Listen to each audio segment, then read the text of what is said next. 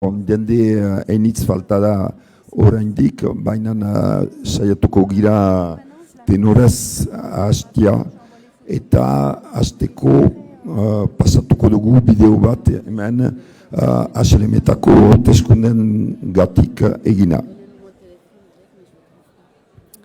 Bonsoir tout le monde. Alors il y a beaucoup de bouchons ce soir dans Bayonne. Donc on va commencer la vidéo sachant que les gens vont arriver petit à petit. On va commencer la conférence sachant que petit à petit les gens vont arriver. À la fin, on vous passera notre vidéo de campagne.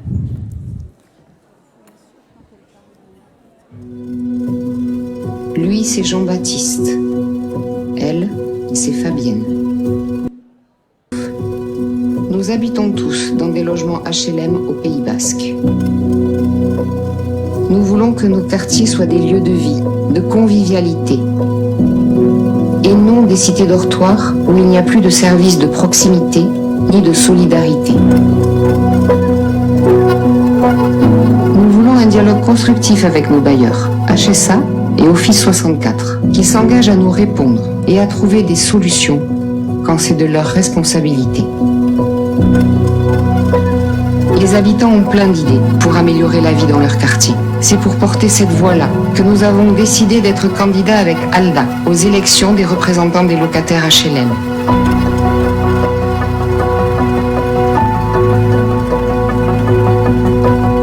Rien qu'en une année, 357 familles et personnes ont été aidées par ALDA dans leurs problèmes du quotidien.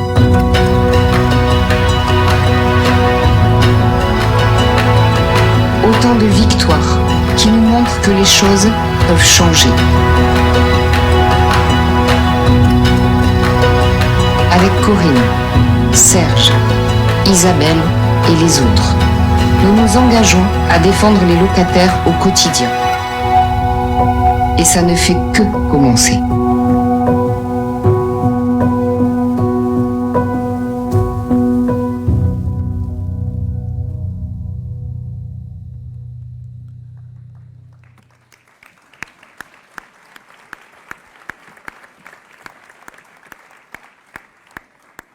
Alors, je vais vous demander d'excuser ma voix, mais je l'ai perdue ce matin et je suis en train de la récupérer peu à peu.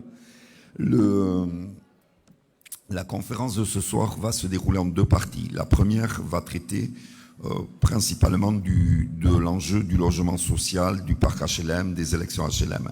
Et il y aura une seconde partie. Il y aura une seconde partie après, avec plutôt le parc privé, donc, et les problématiques et les batailles qui ont trait à ce parc privé. Dans cette première partie, vous aurez divers candidats d'ALDA aux élections HLM qui vont parler.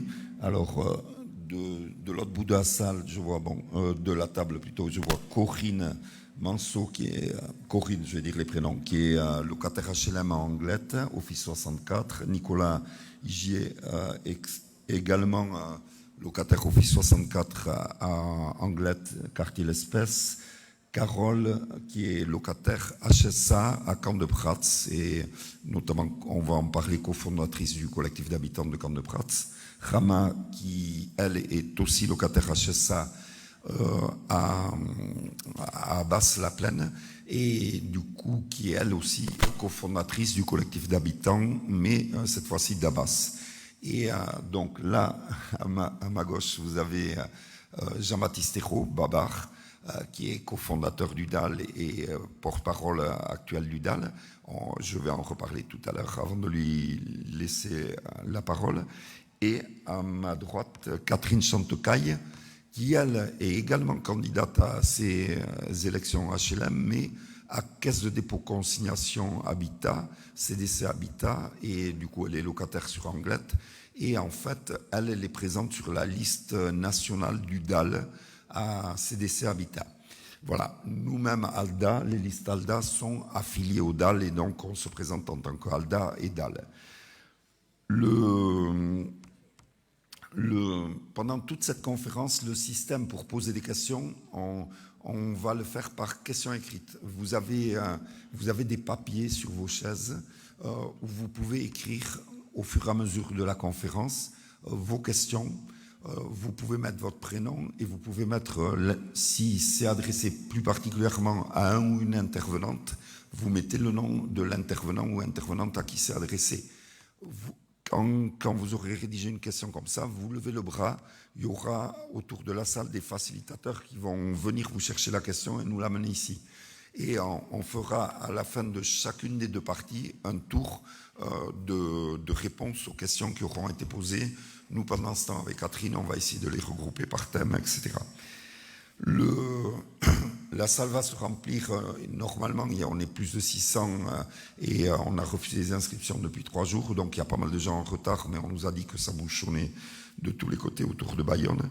Et on transmet la conférence en Facebook Live également. Et du coup, je vais laisser la parole à Catherine pour introduire cette première table ronde sur le logement social. Et encore désolé pour ma voix. Les locataires HLM vont connaître une situation difficile dans les années à venir. L'explosion des charges, la mauvaise isolation des immeubles dans les anciennes cités HLM et les situations de précarité énergétique, la réduction des aides de l'État au logement social, voire des ponctions dans les caisses des bailleurs sociaux qui ont de moins en moins de moyens pour entretenir leur parc et produire de nouveaux logements, etc., etc., malheureusement. Pour faire face à ces nouveaux défis, ALDA se présente pour la première fois aux élections des représentants des locataires HLM qui ont lieu tous les 4 ans. ALDA, c'est 357 familles ou personnes aidées l'année qui vient de s'écouler. ALDA, c'est des victoires chaque semaine pour la défense des locataires et le droit au logement. ALDA, c'est un journal qui fait entendre la voix des quartiers et de leurs habitants, diffusé à 35 000 exemplaires en Pays Basque Nord, en Iparraldé. ALDA, c'est aussi la défense des locataires HLM dans la vie quotidienne. C'est également l'organisation de comités d'habitants pour améliorer la vie de leur quartier. Si les locataires HLM choisissent ALDA pour les représenter lors de ces élections, ALDA aura accès à diverses commissions, à des instances, à des sources d'informations auxquelles nous n'avons pas accès aujourd'hui. Remporter voire plusieurs sièges, ce que l'on souhaite, permettrait donc à ALDA de devenir encore plus efficace qu'elle ne l'est aujourd'hui et de gagner encore plus de victoires pour la défense de tous les locataires du Pays Basque. Le programme que nous portons pour ces élections vient directement des discussions, des enquêtes, de consultations réalisées auprès des locataires HLM du Pays Basque Nord. Il vient également de témoignages recueillis dans nos permanences. Ce programme, nous l'avons retravaillé collectivement avec l'aide de spécialistes du logement social. Voici quelques-unes des mesures phares que nous portons. Nicolas ? Oui. Donc, en fait, l'entretien de nos logements, nos immeubles et nos quartiers, réparation des malfaçons, travaux anti-vétusté et réhabilitation concertée. Meilleure isolation de nos logements, un impératif économique et écologique. Rénover les dernières passoires thermiques et prendre davantage en compte le confort d'été alors que les canicules s'intensifient au fil des années. Instaurer une charte de service aux locataires engageant réellement le bailleur avec contrôle du respect des engagements sur des délais de réponse aux réclamations techniques et administratives des locataires, sur des délais de début des travaux de réparation pour s'adresser simplement à l'interlocuteur le plus pertinent lors des prises de contact. Pour la justice, plus de transparence et une plus grande efficacité dans la mutation et l'attribution des logements sociaux. Engager le bailleur sur la proportion des mutations dans les attributions de logements et prendre en compte certaines priorités, comme le vieillissement, l'handicap, les accidents de la vie. Mettre en place une bourse d'échange de logements entre locataires. Faire de nos quartiers des lieux de vie et pas des quartiers dortoirs pour des quartiers bien desservis, avec des commerces de proximité, des équipements collectifs pour adultes et enfants, des moyens pour favoriser la vie citoyenne, le lien social et l'entraide. Aider les initiatives de prise en charge collective des quartiers par leurs habitants, en y mettant les moyens et beaucoup de bonne volonté et en répondant rapidement et positivement aux demandes. favoriser et valoriser le respect et le vivre ensemble et sortir du repli individuel et des incivilités, comme ça a été déjà fait à Camp de Prats et à Abbas. Respect des objectifs minimaux du plan local de l'habitat en matière de production de nouveaux logements sociaux. En 2021, seuls 594 logements locatifs sociaux ont été produits pour un objectif prévu et déjà insuffisant par rapport aux besoins locaux de 800 logements. Augmenter les APL et les ramener à leur niveau de 2015. Rien qu'en 2021, 4 milliards ont été grignotés sur les APL. Il faut plafonner le taux d'effort des locataires à 20% de leurs revenus. Cela signifie que leur loyer ne doit pas représenter plus d'un 1/5 de leurs revenus. Financer un grand programme pour le climat, éradication des passoires thermiques, production, isolation, réhabilitation, sans hausse de quittance. Reconquérir le foncier urbain par voie d'acquisition, de préemption et bloquer l'artificialisation des terres agricoles et sols naturels. Empêcher la transformation des logements habités à l'année par des populations locales en meublé de tourisme, Airbnb permanent, résidence secondaire. Le droit à un logement doit passer avant celui-là d'en avoir 2. Pour changer le rapport entre les locataires et les bailleurs, pour changer le quotidien de nos quartiers, pour changer les règles du jeu immobilier et du foncier, pour changer la manière de défendre les locataires en les rendant acteurs de leur propre défense, en priorisant la mobilisation et l'action collective, en étant constamment présent sur le terrain, en pesant toujours plus et en faisant vraiment entendre nos voix. Nous appelons les locataires HLM à voter ALDA. Gauza aldatzeko boska alda.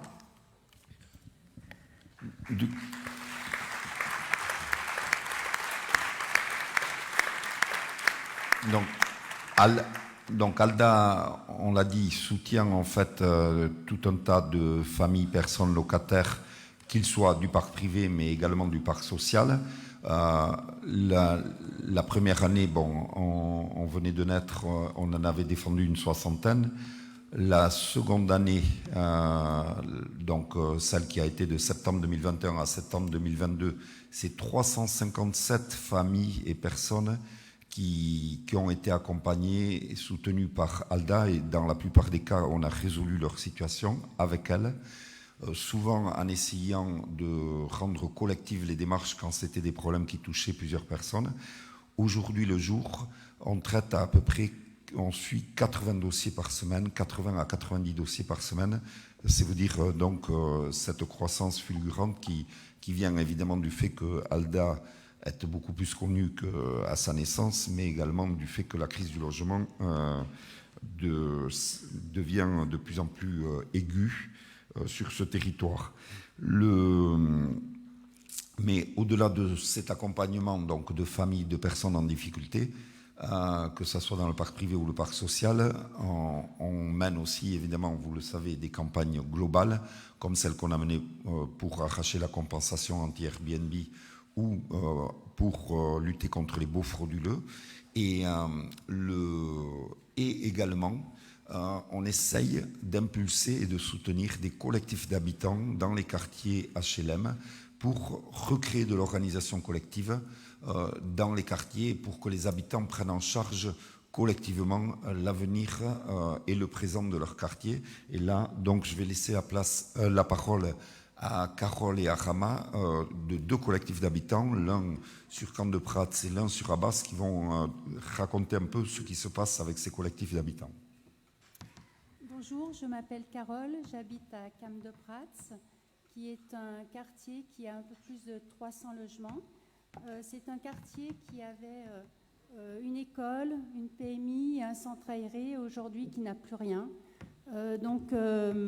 C'est vraiment avec un sentiment d'abandon qu'on s'est rassemblés entre voisins. On a commencé à faire des réunions en réfléchissant à ce qu'on pouvait faire pour redynamiser un petit peu notre quartier.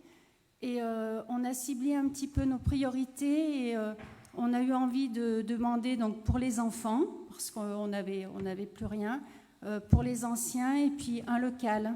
Voilà, qui est très important pour pouvoir se rassembler et créer des animations pour les enfants, des anniversaires, voilà.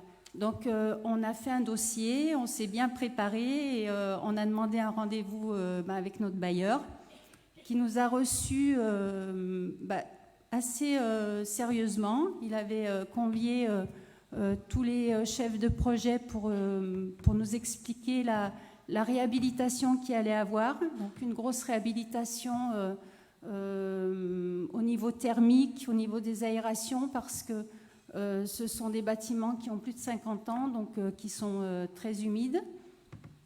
Et donc le collectif est né au mois d'avril et à ce jour, on a eu tout ce qu'on a demandé, c'est-à-dire on a demandé la rénovation du terrain de pétanque avec l'entretien mensuel. On a demandé la réparation de tous nos bancs et avec des nouveaux bancs sur certaines zones où on n'avait rien pour s'asseoir. Donc ça faisait 3 ans qu'on demandait la réparation et donc en moins de 6 mois, ils nous ont réparé les bancs. On a demandé une aire de jeu pour les enfants. Donc là, on est un petit peu en litige parce qu'ils nous ont installé qu'une cage de foot. Donc voilà, on avait envie au moins de 2 cages pour que les enfants puissent faire un match de foot. Donc mercredi, on repart pour négocier la 2e cage de foot. Et puis mercredi, normalement, on a notre local, voilà, l'ancienne PMI qui a été rénovée, l'ont désamianté. Ils vont nous mettre des meubles, des chaises, des tables pour qu'on puisse... voilà, donc on pense qu'on va faire un bon goûter de Noël dans notre nouveau local. Et en se réunissant, on s'est rendu compte que nos voix portaient et que ça nous a donné envie de redynamiser notre quartier. On a plein de projets, on a envie de faire beaucoup de choses. Donc voilà, donc ils n'ont pas fini de nous voir. Voilà, et bon, on espère que ça va continuer. Merci.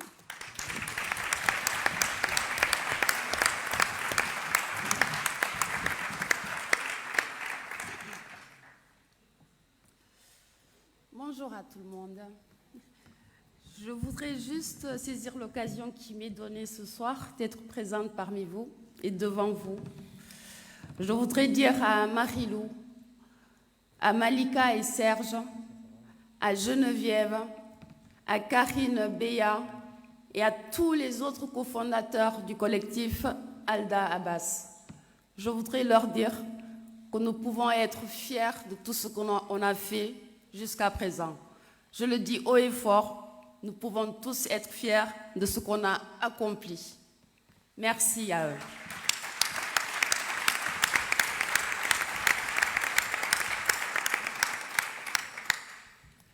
Dans un quartier comme Abbas, qui est assez loin du centre, où il n'y a plus de services, où le seul bar tabac qui existait a fermé, où la boîte aux lettres qui avait été supprimée pendant des travaux de rénovation n'avait jamais été réinstallée. Une boîte aux lettres, vous me direz, c'est très important pour tout le monde, pour toutes les générations confondues, mais encore plus pour les personnes âgées, qui, eux, sinon, sont obligés de prendre le bus ou alors de se faire amener dans le centre. Dans un quartier comme Abbas, où les habitants se plaignent du manque de lieux de vie, du côté quartier dortoir, du manque de moyens pour favoriser et valoriser la vie citoyenne, où les habitants ont l'envie, la motivation et la détermination de travailler et réfléchir pour un mieux vivre ensemble au sein de leur quartier et de la commune en général. Ce genre de bataille n'est pas légitime, il est même central. Et parce que les désirs, les aspirations, les besoins des gens qui s'expriment là où ils vivent, le collectif Alda Abbas a vu le jour en septembre. On est tout jeune alors, mais on n'a pas perdu de temps. La première action qui a été menée a été de demander la réinstallation de cette boîte aux lettres auprès de la Poste et des services de la mairie. Le parcours n'a pas été facile. Ça n'a pas été un long fleuve tranquille.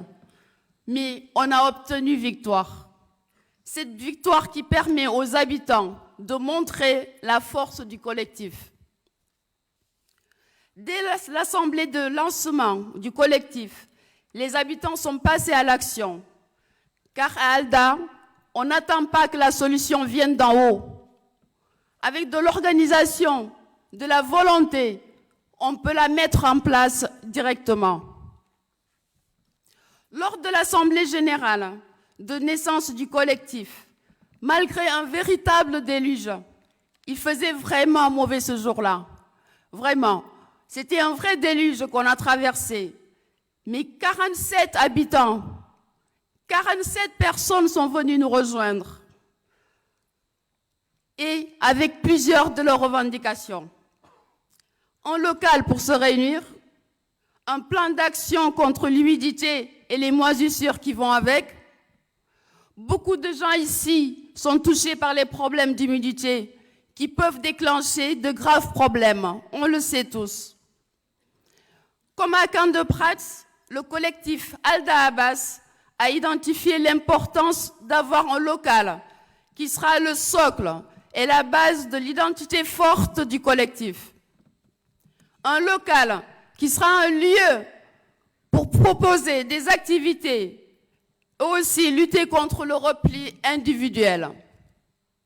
Sans local, dès que les beaux jours sont finis, c'est très compliqué de trouver un endroit où se retrouver en groupe. Les appartements, on le sait, ils sont trop petits. Un local, c'est le point de départ d'une dynamique collective. À l'Assemblée générale du quartier qu'on a organisée en septembre, un groupe d'enfants d'Abbas est venu nous rejoindre parce qu'ils ont compris qu'on voulait améliorer la vie dans le quartier. Ils sont venus malgré le mauvais temps et c'était un dimanche. Il y a eu des adultes qui ont préféré rester au lit sous la couette bien au chaud et ces enfants, mais vraiment des jeunes enfants, sont venus préparer et eux aussi avaient leurs revendications. Eux aussi avaient besoin d'un local qui leur permettrait de stocker leur matériel pour l'équipe de foot mixte du quartier qu'ils venaient de lancer. Une équipe de foot mixte, c'est-à-dire une équipe où les filles ont le droit de jouer au foot avec les garçons. C'est pas merveilleux ça ?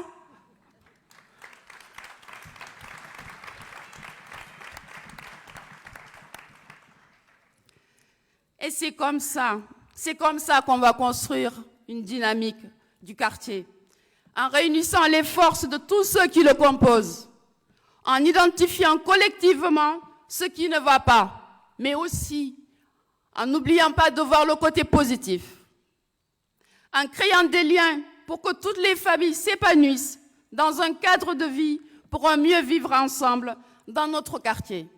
C'est à ça et c'est à ça qu'on aspire. Je vous remercie.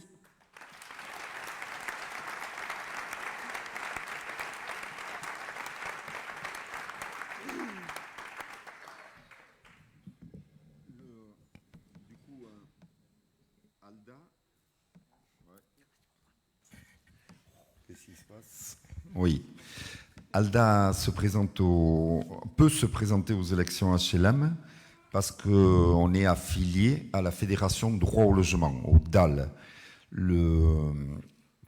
Donc en fait, on est l'antenne Pays Basque du DAL. Et le DAL, c'est 30 ans de lutte et de victoire pour le droit au logement. Et Jean-Baptiste Serrault, qui est cofondateur du DAL et porte-parole actuel du DAL, donc nous fait l'amitié de venir intervenir dans cette table ronde. Vous l'aviez peut-être déjà entendu puisqu'il était venu à la manifestation Vivre et se loger au pays Especulacionarias du 20 novembre. Et il avait montré ses talents d'orateur, mais là, hélas, il n'aura que 20 minutes maximum pour nous parler crise du logement, enjeu du logement social, enjeu de ces élections HLM et aussi de certaines actualités très récentes. À toi. Moi, je ne suis pas député, hein, donc les orateurs, ils sont à l'Assemblée et au Sénat. Voilà, d'abord, je suis très heureux d'être parmi vous parce que nous suivons, évidemment, avec beaucoup d'intérêt et beaucoup d'enthousiasme, la lutte qui est conduite ici, au Pays Basque, et menée par l'association ALDA, qui, en quelques mois, a réussi à emporter des victoires quand même extraordinaires, grâce à la mobilisation des militants, des militantes, et une mobilisation qui grandit. Et aujourd'hui, qui va toucher, qui s'implique sur toutes les facettes, tous les aspects du logement, qui est le logement étant un problème fondamental du point de vue de la vie quotidienne de chacun. Être logé, c'est satisfaire un besoin essentiel, se nourrir, se loger. Sans logement, on n'est rien. Avec un logement merdique, on n'est pas grand-chose. Et quand on est dans un logement confortable, décent, abordable, sans qu'on ait à faire des sacrifices permanents, quotidiens sur l'alimentation ou sur la satisfaction de besoins aussi importants, les enfants, etc., eh bien, on est bien. Enfin, je veux dire, on a gagné un point essentiel.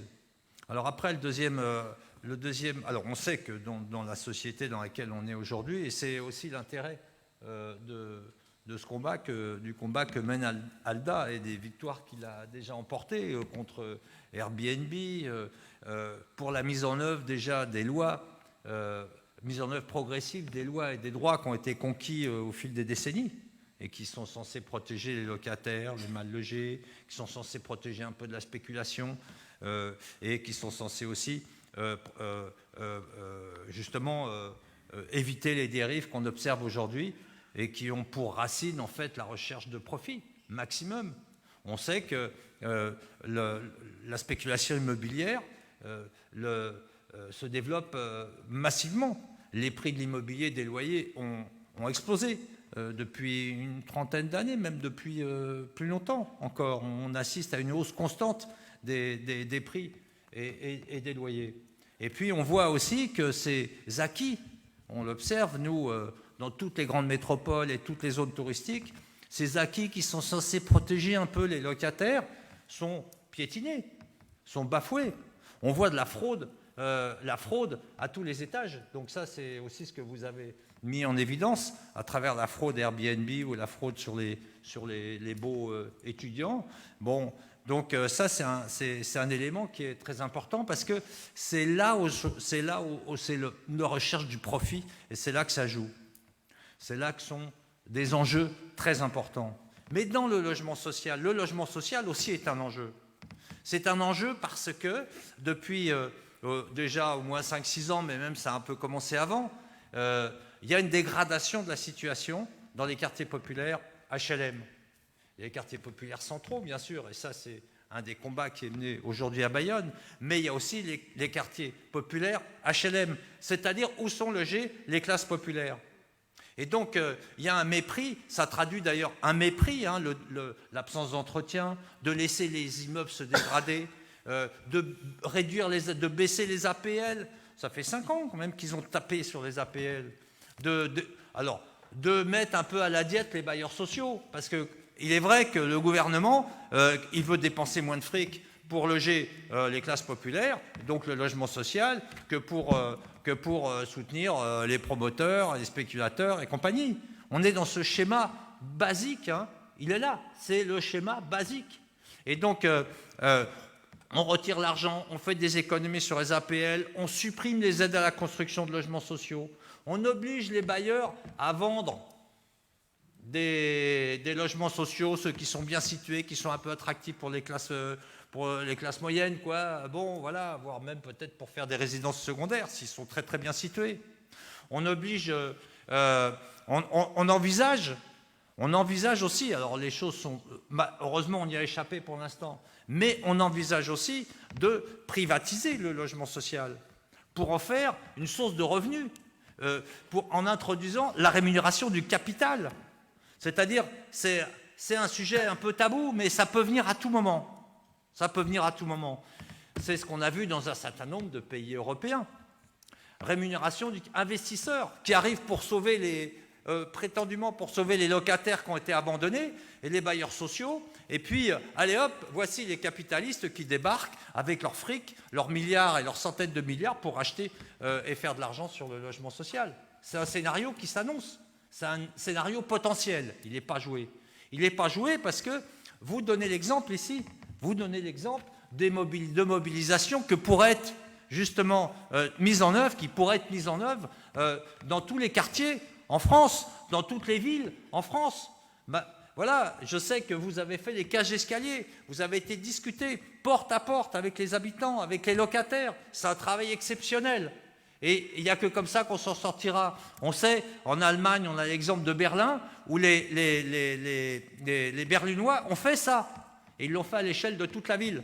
Ils se sont organisés, ils l'ont fait à l'échelle de toute la ville. Résultat des courses, ils sont descendus à des dizaines de milliers dans la rue. Je peux vous dire que bon, là, ça a commencé un peu à branler du chef en face, quoi. Bon, et ils ont dit, oh là là, il faut peut-être qu'on fasse quelque chose. Bon, donc ils ont au moins obtenu, alors bon, ça, vous en reparlerez tout à l'heure, mais ils ont obtenu des choses. Parce qu'ils se sont mobilisés cage escalier par cage escalier, immeuble par immeuble, et c'est ce que vous avez fait. C'est magnifique. Je dois dire que nous, à Paris, on est incapables de faire ça. Alors on défend les mal logés, on défend les sans-abri, on fait des campements, on fait des réquisitions, on fait des manifestations, on va envahir un tel bailleur social, le siège social d'un bailleur pour qu'il applique la loi et qu'il reloge les prioritaires d'Allo, qu'il reloge ceux qu'il est obligé de reloger, qu'il applique les lois qu'on a gagnées au fil des combats. Bon, il faut aussi mener la bagarre pour que l'encadrement des loyers soit respecté, etc. Vous voyez, il y a quand même on a beaucoup de choses à faire, et de ce point de vue-là, vous donnez l'exemple. Alors, maintenant, qu'est-ce qu'on pourrait dire? On pourrait dire aussi, à ajouter, qui est peut-être moins évident ici, et je pense que l'organisation et la force que vous arrivez à mobiliser permet on va dire, peut-être d'écarter cette perspective, parce qu'on voit, après ce processus d'épuration sociale qu'ont vécu les centres-villes économiques, les coins touristiques, etc., la spéculation s'est attaquée aux quartiers populaires périphériques. Avec quel outil? Avec l'ANRU, c'est-à-dire la démolition partielle ou totale de quartiers populaires HLM, où on revalorise, on valorise, on donne de la valeur à des terrains qui n'ont aucune valeur, et on change les populations. Et on revoit sur l'Île-de-France, on le voit, les gens, c'est des gens qui sont, on va voir on voit des gens qui sont renvoyés à 40, 50, 60 km de Paris. Parce que voilà, faut les reloger, puis si t'es pas content, on va t'expulser. Bon, donc les gens, ils ont peur, ils acceptent. Et résultat des courses, ils perdent leur boulot, etc., etc. Et ils se retrouvent dans des quartiers qui sont très éloignés de leur lieu de vie, de là où ils ont grandi, de là où leurs enfants ont grandi, de là où ils ont constitué des solidarités, comme vous êtes en train de le faire. Et donc, voilà, je pense que ça aussi, c'est un élément, pour l'instant, qui ne touche pas la côte basque. Et j'espère que ça ne touchera jamais la côte basque. Et je pense que ça va être difficile pour eux, parce que vous êtes vraiment sur un combat fort, et bon, comme j'ai dit tout à l'heure, qui donne l'exemple. Alors maintenant, pour terminer, je voudrais vous dire qu'il y a une menace terrible là qui s'annonce, puisqu'il y a une proposition de loi qui est arrivée un peu comme un boulet de canon, une proposition de loi qui est portée par les macronistes à l'Assemblée nationale, qui s'appuie, donc, qui a pour objectif de criminaliser les squatteurs, les occupants de logements vacants. Vous savez qu'on n'a jamais compté autant de logements vides dans notre pays. Et on n'a jamais compté autant, 3,1 millions selon l'INSEE. Bon, tous ne sont pas vides, etc. Enfin, je veux dire, bon, il y a des nuances, mais on n'en a jamais compté autant. L'INSEE n'en a jamais compté autant. On n'a jamais compté autant de demandeurs de logements sociaux, 2,2 millions. On n'a jamais eu des loyers aussi chers, on n'a jamais eu autant d'expulsions locatives, etc. Tous les voyants sont au rouge. Les taux d'effort, c'est-à-dire la part que les gens consacrent à leur loyer, que les locataires consacrent à leur loyer, sont en hausse, continuent à monter. Vous savez, il y a 15 ans ou il y a 20 ans, bon, un bailleur social, il disait, ou un bailleur, il disait, bon, il ne faut pas qu'un locataire il dépasse 20% ou 25% de ses revenus. Bon, s'il dépasse ce seuil-là, bon, il y a risque d'impayé. Aujourd'hui, on est à 33%. Et puis demain, on sera à combien? À 40%. Voilà. Et on va avoir toujours plus de sans-abri aussi. Donc, cette situation-là, elle est terrible. Et donc, cette idée qu'ils ont réussi à insuffler, si vous voulez, à travers une petite campagne montée dans les réseaux sociaux, les médias qui font parler des propriétaires qui, soi-disant, sont squattés en oubliant de raconter la moitié de leur histoire. C'est vrai que ça joue sur l'émotion. On se dit, oh là, ce pauvre petit couple-là qui ne va pas pouvoir aller dans sa résidence secondaire finir sa vie. Ouais, sauf que quand on regarde, on apprend quelques années plus tard qu'en réalité, ce couple, c'est une agence immobilière. Voilà. Et donc, ils font du Airbnb sur la Côte d'Azur. Vous voyez, il y a un petit montage comme ça qui aboutit, si vous voulez, à diaboliser les squatteurs, qui peuvent être aussi des gens qui sont fait escroquer d'ailleurs par des faux propriétaires. Ça arrive très fréquemment. Mais en tous les cas, on ne peut pas. Il serait parfaitement injuste de mettre en prison des gens qui se logent dans un logement vide. Je parle bien d'un logement vide de meubles, qui peut être vide des fois, parfois depuis des années. Et la loi prévoit de les mettre en prison. C'est inadmissible. De la même façon qu'elle prévoit aussi d'expulser en 48 heures sans jugement les personnes qui s'installent dans un logement vacant. Mais ça ne s'arrête pas là, puisqu'il y a une disposition qui dit que serait accusé de vol de domicile. Alors vous savez, le vol, ça va de 3 ans à 15 ans de prison, quand c'est en bande organisée. Donc il sera accusé de vol de domicile dès lors qu'ils ne sont pas en capacité de démontrer qu'ils détiennent un titre en cours de validité, un bail en cours de validité, etc. Donc là, d'un coup, ils étendent la précarisation. C'est le squat, bon, ok, celui-là, c'est le diable, c'est le démon, et puis maintenant, on élargit au-delà, et donc on va essayer, ils vont essayer de faire en sorte de pouvoir virer sous la menace d'une criminalisation, de poursuites pénales, de pouvoir virer les gens beaucoup plus facilement. Voilà, les gens qui sont l'objet d'un jugement d'expulsion, les personnes qui sont hébergées par des tiers, les personnes qui se maintiennent dans le logement à l'expiration, par exemple, d'un bail mobilité ou d'un je ne sais pas quoi, de Airbnb, etc., etc. Donc, les personnes qui sont en situation de précarité. Et dans le même temps, les droits des mal logés sont bafoués. Hein. La loi Dallot est mal appliquée. La loi de réquisition n'est pas appliquée, aucune politique de mobilisation de ces logements vides qui sont de plus en plus nombreux. Donc vous voyez, globalement, on a une situation qui se dégrade, et voici qu'il y a cette proposition de loi qui va impacter durement non seulement les sans-logis qui s'installent dans des logements vides et qui ont été soutenus par l'abbé Pierre et de nombreux autres. Hein. Je veux dire, le squat, ça fait partie des moyens de lutte des mouvements de mal logés, d'où sont nées d'ailleurs beaucoup d'associations et de grandes associations. Hein. Donc la criminalisation des squatteurs ne s'arrête pas là, elle va bien au-delà.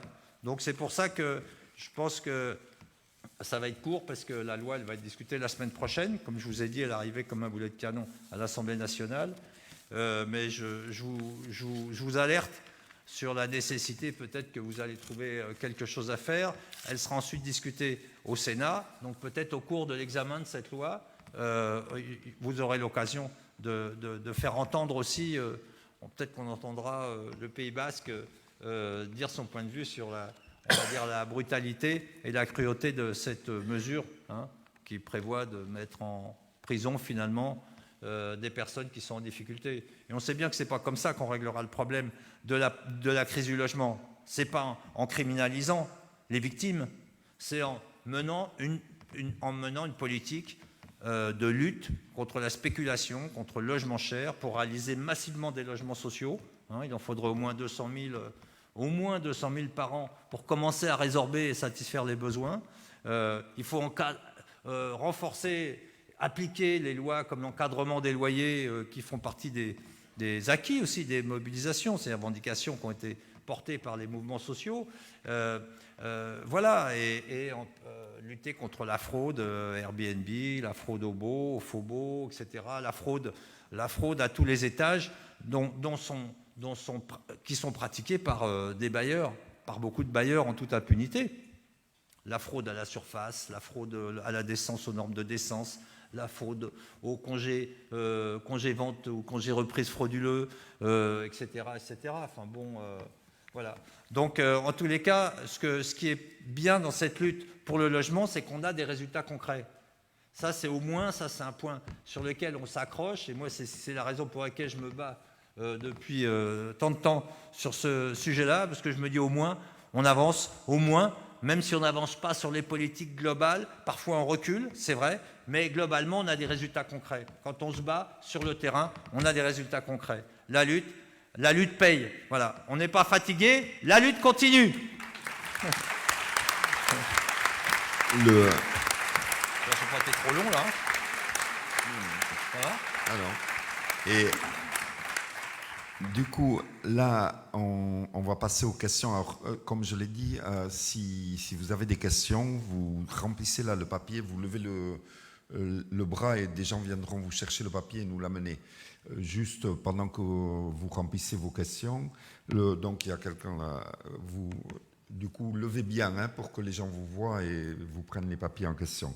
Alors, juste une annonce, là on va vous faire passer des petits tableaux avec des fiches où on peut s'inscrire parce que en fait, donc on est en pleine campagne donc des élections HLM et du coup Alda fait vraiment campagne. On va voir les locataires. C'est d'une part pour se présenter, mais c'est aussi une manière de faire une radiographie complète du parc social local, au moins d'HSA et d'Office 64 et de CDC Habitat. Et donc, on a besoin de monde pour nous aider. Donc, on vous invite à venir contribuer et 1, et 2, et 3 à la 3e victoire d'Alda en 2022, après l'adoption de la compensation anti-Airbnb par l'Agglo Pays Basque et après la création du comité de lutte contre les baux frauduleux par l'État, une première en France. On voudrait finir l'année avec une 3e victoire et vous pouvez y contribuer. Vous pouvez vous inscrire donc comme bénévole. Alors, c'est pour quoi faire, il y a de tout. On fait du porte-à-porte et c'est vachement intéressant. Donc on va vers les gens. On fait des collages d'affiches, on confectionne des banderoles pour appeler à voter, des cartons affiches, etc. Bon, plein de choses. Il y en a pour tous les goûts et toutes les compétences. Il y a même des postes de cuisiniers, puisque les équipes qui font le terrain le matin, l'après-midi, on mange ensemble le midi, le soir dans un repas, et c'est d'autres bénévoles qui nous font à manger. Donc pendant 15 jours encore, ça va être une belle aventure. C'est ultra intéressant parce que après on se raconte qu'est-ce que nous ont dit les gens, comment ça s'est passé, etc., etc. Donc c'est quelque chose de fort à vivre. Vous avez donc des cartons avec des fiches qui vont passer. N'hésitez pas à vous inscrire comme bénévole, même si c'est que pour un jour, que pour une matinée, pour un après-midi, si vous avez 3 heures, eh bien, ça vaut le coup. Si vous voulez passer les 2 semaines avec nous, venez. Les week-ends, etc. C'est quelque chose de fort, comme je vous le disais. Pour ceux qui sont plus modernes que moi, vous avez aussi des QR codes affichés un peu partout et vous pouvez vous inscrire numériquement quoi, avec ces QR codes. Donc, du coup, en fait, on essaye quand même de faire une grosse campagne et du coup, n'hésitez pas à venir nous renforcer et nous donner un coup de main.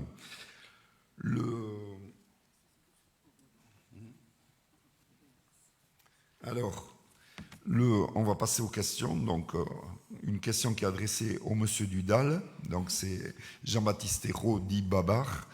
Et la production de BRS, n'est-ce pas la mort programmée des bailleurs sociaux au profit d'OFS qui seront bien dotées et puissantes?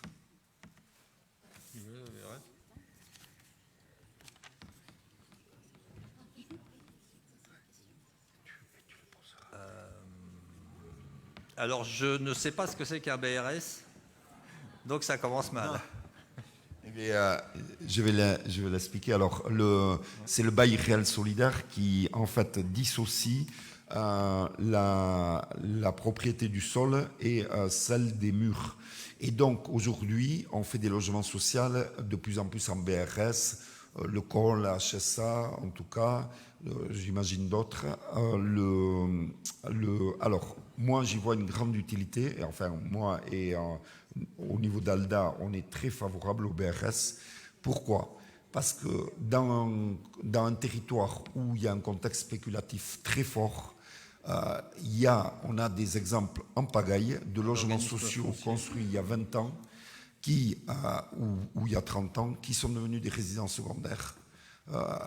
Pourquoi ? Parce qu'au bout de 10 ans, les gens, ils peuvent revendre leur logement et sur un territoire spéculatif comme ici, quand on vous propose 400 000 euros pour un logement social qui a été fait soit avec de l'argent public et des fois avec des terrains donnés à l'euro symbolique par les communes, et vous, 400 000 euros, quand vous avez une petite retraite, c'est énorme, vous vendez et ce logement social devient une résidence secondaire. Et pour empêcher ça, il y a le BRS, parce qu'avec le BRS, d'une part, il y a cette dissociation de la propriété du foncière et des murs, et d'autre part, on ne peut pas faire une culbute spéculative. Le prix auquel on vend, si on doit vendre, est limité par l'indice IRL. Donc, il n'y a pas ce style de culbute spéculative.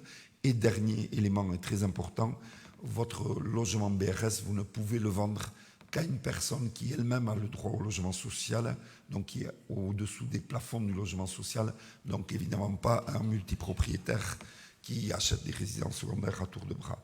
Donc nous, non seulement on pense qu'il ne faut plus une seule accession sociale à la propriété sans BRS en Pays Basque, oui, voilà. Parce qu'autrement, le logement social d'aujourd'hui fournira les résidences secondaires de demain. Bon, on n'a pas pris de position, nous, sur ce sujet-là. Bon, la dissociation du foncier et du bâti, quoi. Maintenant, en règle générale, ce qu'on peut dire, c'est qu'en vertu de quoi, finalement, un bipède serait propriétaire d'un morceau de la planète du sol au tréfonds ? En vertu de quoi ? Donc les choses se discutent. Et c'est vrai que la spéculation foncière reste un des éléments les plus puissants, en tout cas d'exclusion sociale et d'épuration sociale des quartiers populaires. Une autre question ? Une autre question, quelle place, rôle, utilité, quelle est la place, le rôle, l'utilité des conseils de quartier par rapport aux revendications des habitants ? Carole, Rama ? Oui, faire un collectif, en fait, c'est se rassembler entre nous et discuter, parler et se demander qu'est-ce qu'on peut faire pour redonner de la vie à nos quartiers. Au lieu de râler chacun dans son coin avec son voisin ou dans les escaliers, on cherche des solutions et puis ensemble on a plus de force pour se déplacer, pour aller demander nous par exemple les bancs c'est nos anciens qui descendent, qui s'assoient sur les bancs, puis nous quand on arrive on leur dit bonjour, on discute un petit peu avec eux.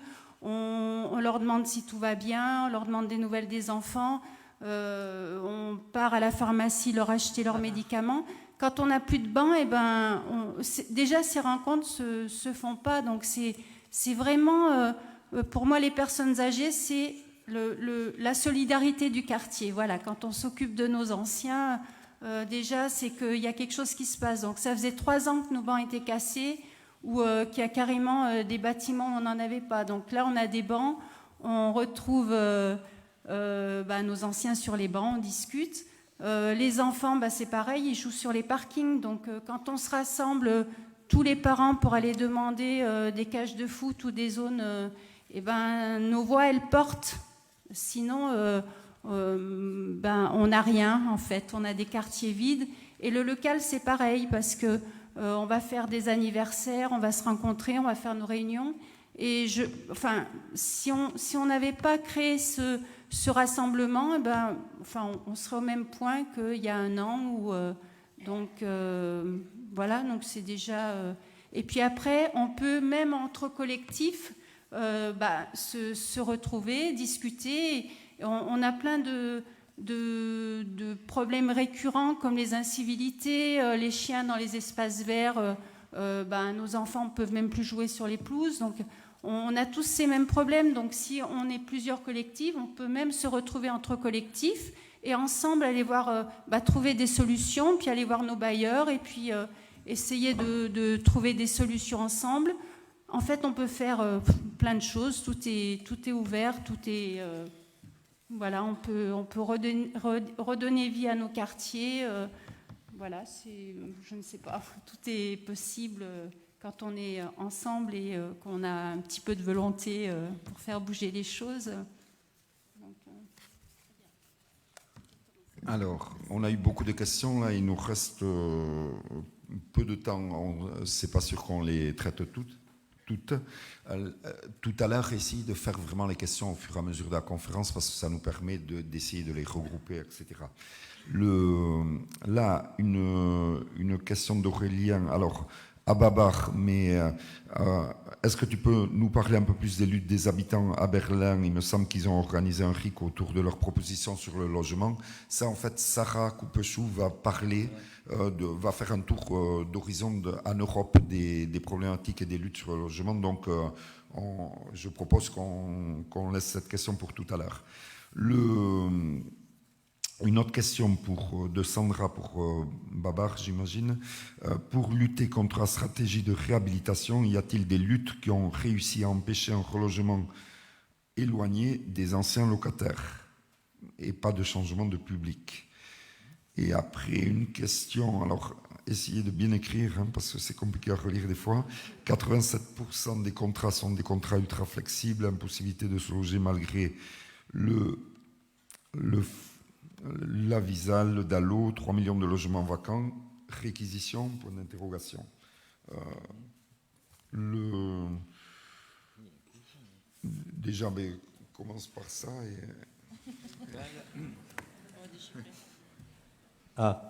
Sur les rénovictions. Bon, c'est le terme, c'est les Québécois qui nous ont amenés sur ce terme-là, je le trouve tout à fait adapté. Sur la rénoviction, c'est des luttes qui sont difficiles, mais qui peuvent gagner. Il y a des endroits où ça gagne. Donc, notamment sur des projets de démolition de quartiers de logement social, il y a des victoires. Je pense que là, ici, pour l'instant, ils ne doivent pas envisager, enfin, s'ils l'ont envisagé, ils ont dû renoncer, quoi. Parce que vu les forces qui se mettent en place, avec des avancées, des victoires qui donnent envie de continuer, bon, c'est sûr que et qui développent hein.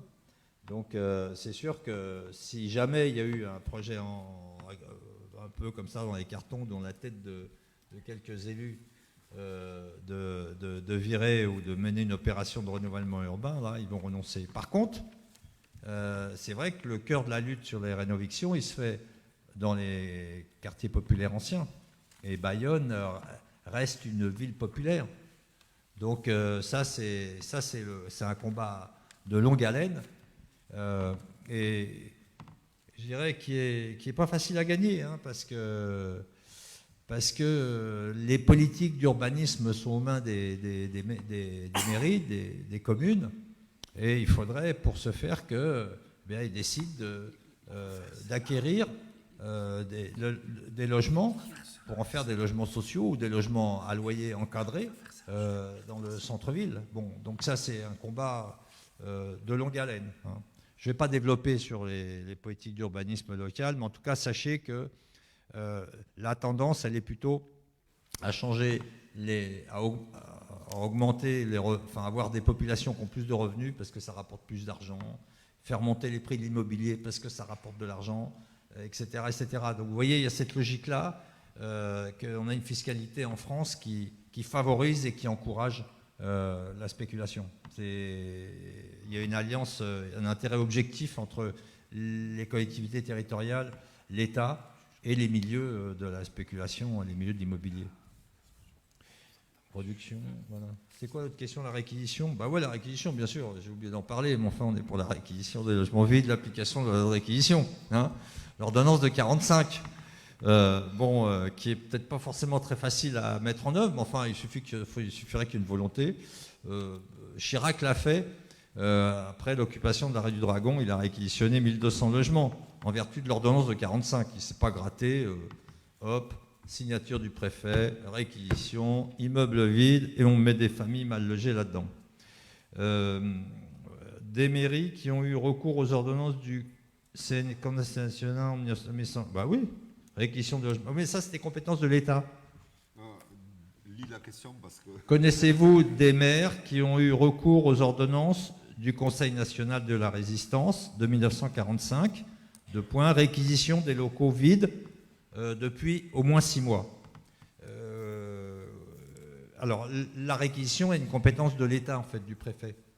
Mais il y a des maires qui peuvent prendre des arrêtés de réquisition. Donc, par exemple, il y a un maire, le maire de Saint-Denis, avait pris un arrêté de réquisition sur un immeuble qu'on avait occupé. On avait occupé un immeuble vide et le maire de Saint-Denis a pris un arrêté de réquisition envers tous ses pouvoirs de police, immédiatement. Donc on est resté, enfin les familles sont restées et ont été relogées. Donc ça c'est une belle opération, je dirais. Et on espère qu'il y a d'autres communes, d'autres villes qui vont s'y mettre. Le maire aussi, je pense notamment au maire, le nouveau maire, là, écolo, qui gouverne des grandes villes.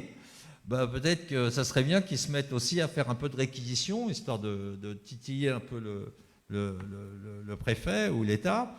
Et puis également, ils peuvent prendre des arrêtés anti-expulsion, qui sont cassés par le tribunal administratif. Mais ça fait rien, ça fait gagner du temps. Ça évite que pendant plusieurs semaines, voire plusieurs mois, les gens soient foutus dehors. Donc c'est de la résistance comme ça. Enfin, je veux dire, il faut amener... il faudrait que les élus locaux s'y mettent. Alors, il y a une mobilisation aujourd'hui des maires. Moi, j'espère qu'elle va se concrétiser. J'espère que les maires de gauche vont mener des actions concrètes au-delà de simplement des déclarations d'intention. Là, on va faire les dernières questions. Alors, adressées au collectif d'habitants.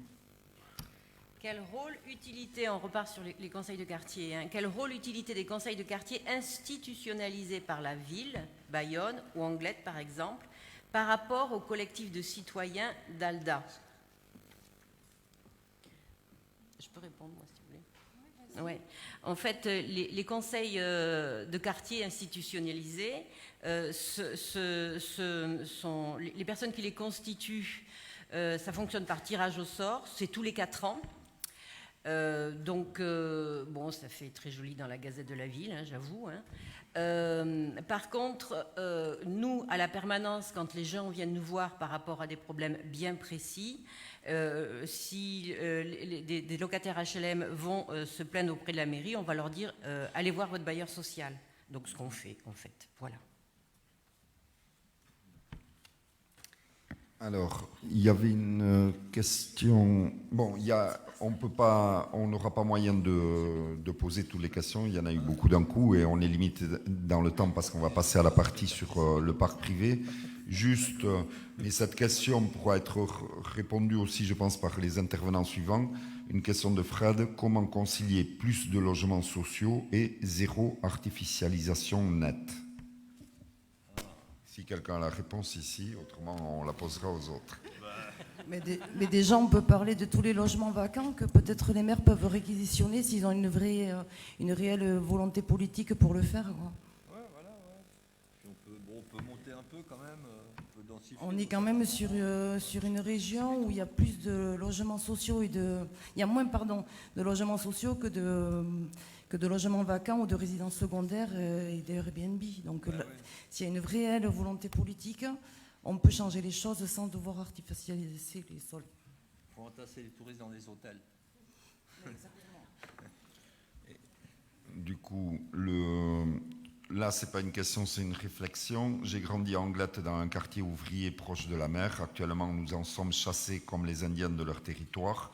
Poussez-vous que je m'y mette. La réponse, c'est la loi du marché. Le prix du mètre carré supérieur au quartier chic de Paris. On devrait limiter les prix et donner priorité aux locaux. On en parlera dans la seconde partie de la conférence. En tout cas, merci à tout le monde. Là, on va attaquer la partie de la conférence qui va porter plus sur le parc privé. Je vais expliquer pourquoi, peut-être le temps que les intervenants viennent ici et qu'on change, je vais expliquer pourquoi on a tenu à faire les deux parties alors qu'on est en pleine élection HLM et aborder également le parc privé. Là, du coup, si vous pouvez venir, vous et... Tchetch, s'il te plaît.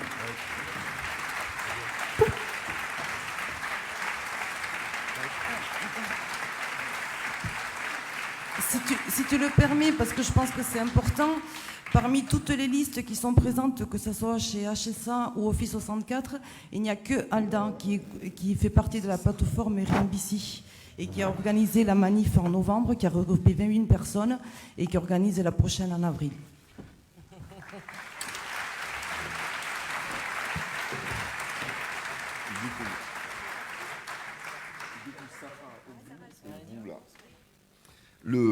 Alors, oui, et c'est un sens pourquoi on fait partie de cette plateforme avec pas mal d'autres organisations, mais effectivement, on est la seule association de locataires, de défense des locataires qui est présente et active dans cette plateforme. C'est que nous, on pense que tout est lié, c'est-à-dire, nous, d'ailleurs, c'est une critique qu'on nous fait, hein, d'autres associations de défense des locataires HLM disent, ouais, mais Alda, c'est le parc privé, etc. En fait, c'est pas vrai, on défend beaucoup de gens qui sont des locataires HSA, Office 64, CDC, Habitat, Erilia, Domo France, etc. C'est notre quotidien. Mais évidemment, on défend beaucoup de gens et sans doute plus du parc privé parce qu'aujourd'hui, la réalité, c'est que dans le parc privé ici, à Niparalde, en Pays Basque Nord, zone à forte tension immobilière, c'est eux qui vivent les situations les plus dramatiques. C'est eux qui subissent les congés pour vente. C'est eux qui deviennent SDF l'été à cause des baux frauduleux. C'est eux qui sont étranglés par des loyers hors sol.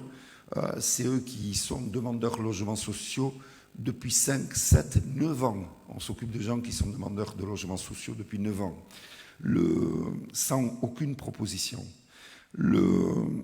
Et surtout, tout ça est lié. C'est-à-dire que combattre la spéculation privée, combattre la spéculation foncière immobilière dans le parc privé, en fait, c'est l'intérêt du parc social. Pourquoi ? Parce qu'avec cette explosion des prix, il devient de plus en plus difficile et coûteux pour les bailleurs sociaux, comme HSA, Office 64, le COL, etc., à produire du logement social. Parce qu'il faut acheter du foncier ou du bâti, et ça devient très cher, d'autant plus que l'État rogne, voire ponctionne les moyens de ces bailleurs sociaux, et qu'en plus, aujourd'hui, il y a une explosion des coûts de la construction, avec des bénéfices indécents dont on ne parle pas là aussi dans les entreprises de construction. Et les bailleurs sociaux claquent de plus en plus de fonds propres pour produire leur logement social. Ça a plusieurs conséquences. D'une part, comme on l'a dit, il y a moins de logements sociaux produits que nécessaire, voire même que les objectifs minimalistes du PLH. Quand je dis minimaliste, c'est pas qu'ils ne sont pas ambitieux par rapport au passé, c'est qu'ils sont insuffisants par rapport à la demande. On le sait tous. Mais on ne les tient même pas.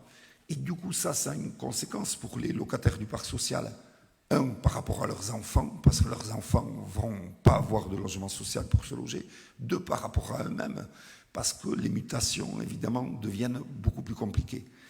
Mais, en plus de ça, le fait de rogner que tout ça enlève les fonds propres, les moyens aux bailleurs sociaux, ça a évidemment une conséquence dans les marges de manœuvre qu'ont ces bailleurs sociaux pour faire des plans de réhabilitation, de rénovation de nos quartiers, de nos immeubles, pour les fonds liés à l'entretien, aux services de proximité, aux équipements collectifs. Donc évidemment, quand on combat la spéculation immobilière et foncière dans le parc privé, on se bat pour l'intérêt du parc social et des locataires HLM.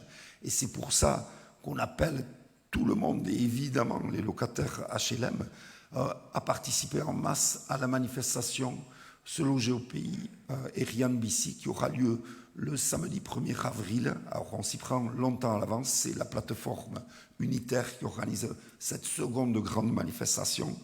La première avait porté des fruits. Après la première, l'État et le préfet se sont engagés à accompagner et à aider la candidature de la communauté d'agglomération Pays Basque à l'encadrement renforcé des loyers.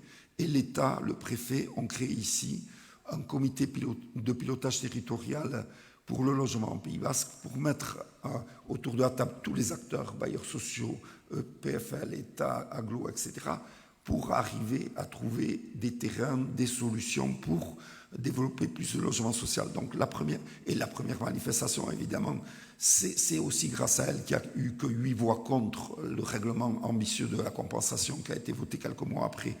Donc on voit que ces mobilisations de masse pèsent.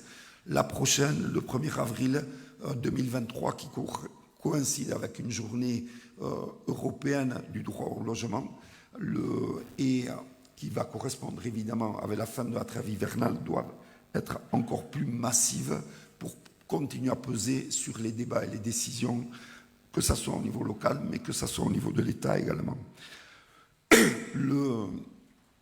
Sarah Coupechou, donc, que nous avons là, et merci de ta présence, être la responsable Europe de la Fondation Abbé Pierre. On a déjà travaillé avec elle, notamment par rapport à la problématique Airbnb. Là, on s'était dit que ça serait intéressant de lui demander de nous faire un tour d'Europe, des problématiques et des batailles sur le logement pour qu'on puisse s'en inspirer dans nos combats ici. Donc tu as 15 minutes, si possible, pour faire ce tour d'européen. Et donc pendant ce temps, c'est le même système, excusez-moi, avec du coup où vous pouvez lever le doigt si vous avez rempli votre question et on viendra vous la chercher, nous l'amener ici. Et ça nous laissera un peu le temps de les regrouper, etc. Autre chose, et si ma voix tient jusque-là, on va faire passer également des caisses, des couches, pour vous demander si vous pouvez participer aux frais alors, de cette soirée, mais surtout de la campagne élection HLM. Alors, il y a 2 moyens en fait, de nous aider dans notre bataille. C'est évidemment d'adhérer.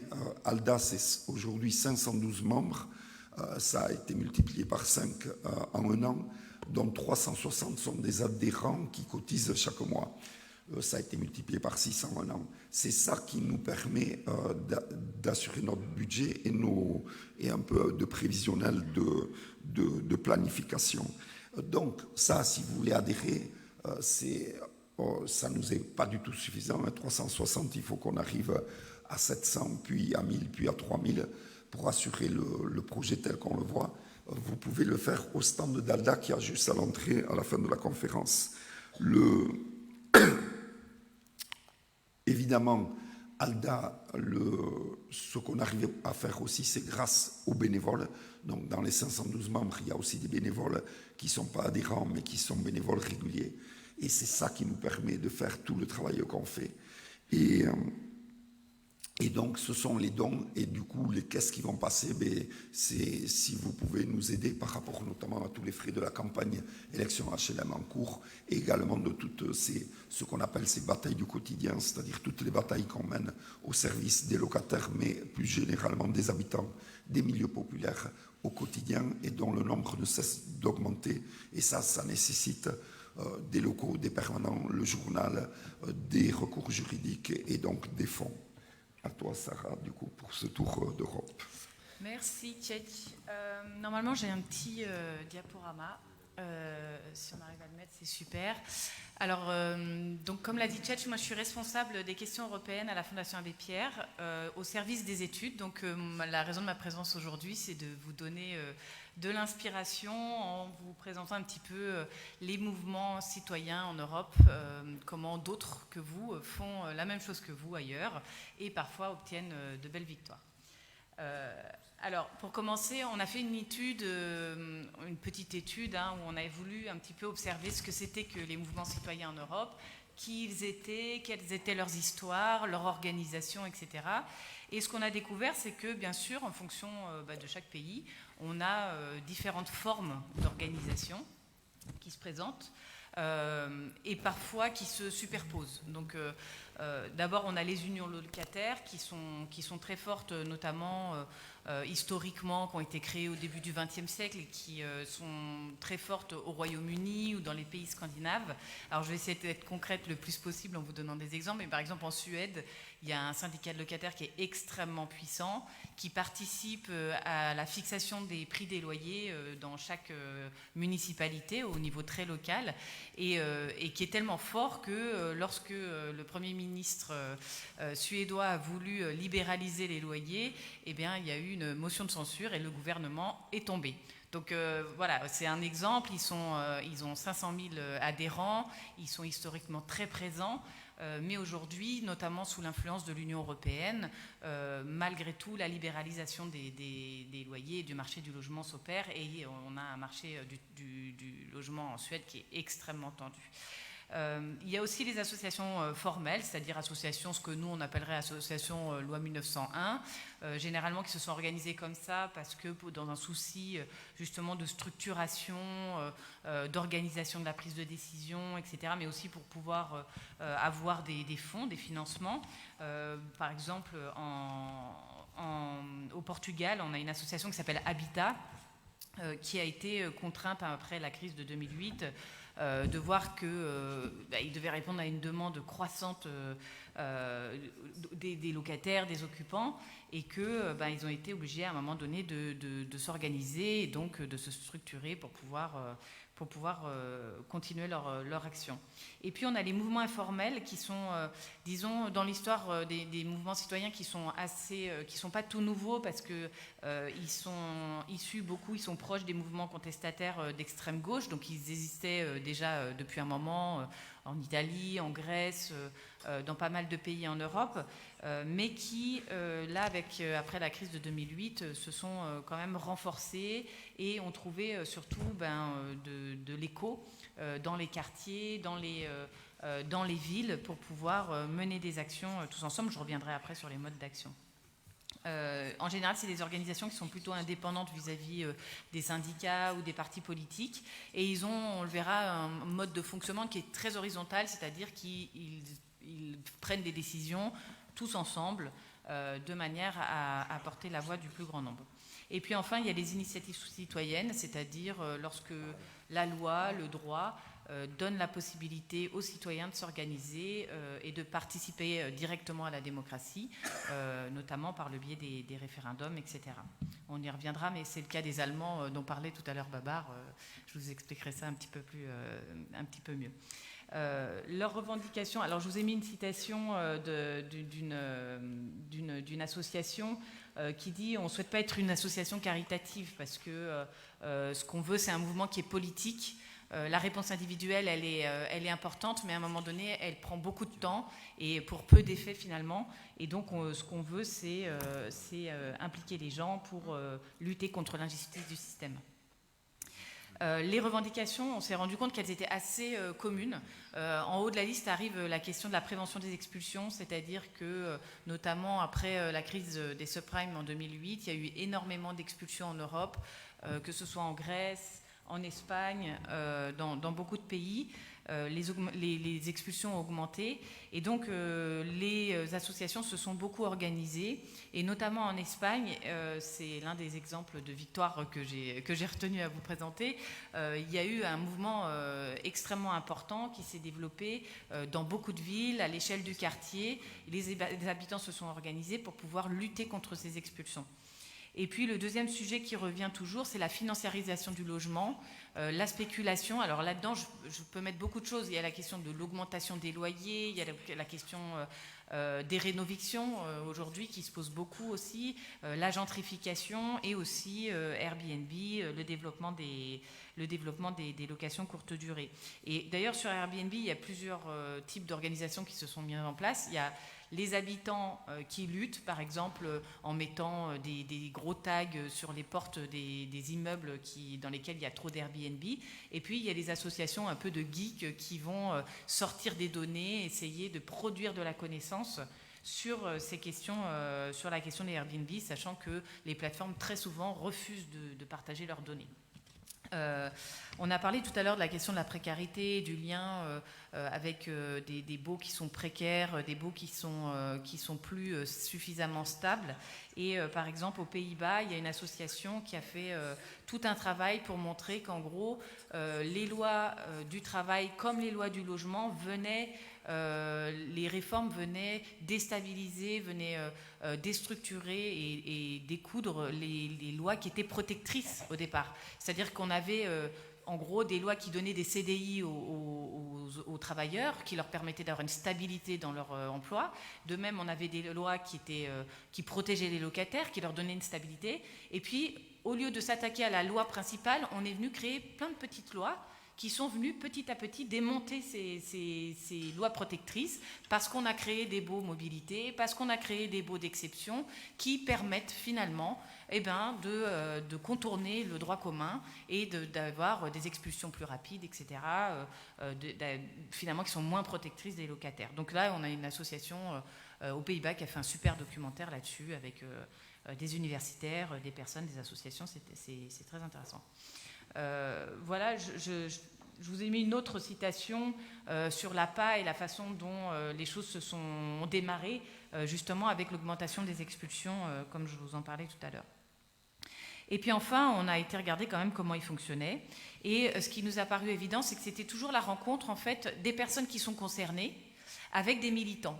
Et sans cette alchimie-là, sans cette rencontre-là de personnes qui vivent les choses, qui sont directement concernés par leurs problèmes de logement, et avec des professionnels, professionnels c'est au sens large, mais des gens qui ont l'habitude de militer, qui ont une méthodologie, qui savent accompagner les personnes qui sont concernées. Finalement, sans cette rencontre-là, l'alchimie se faisait pas si simplement, et donc c'est lorsque le terreau était favorable à la rencontre que des victoires parvenaient à advenir.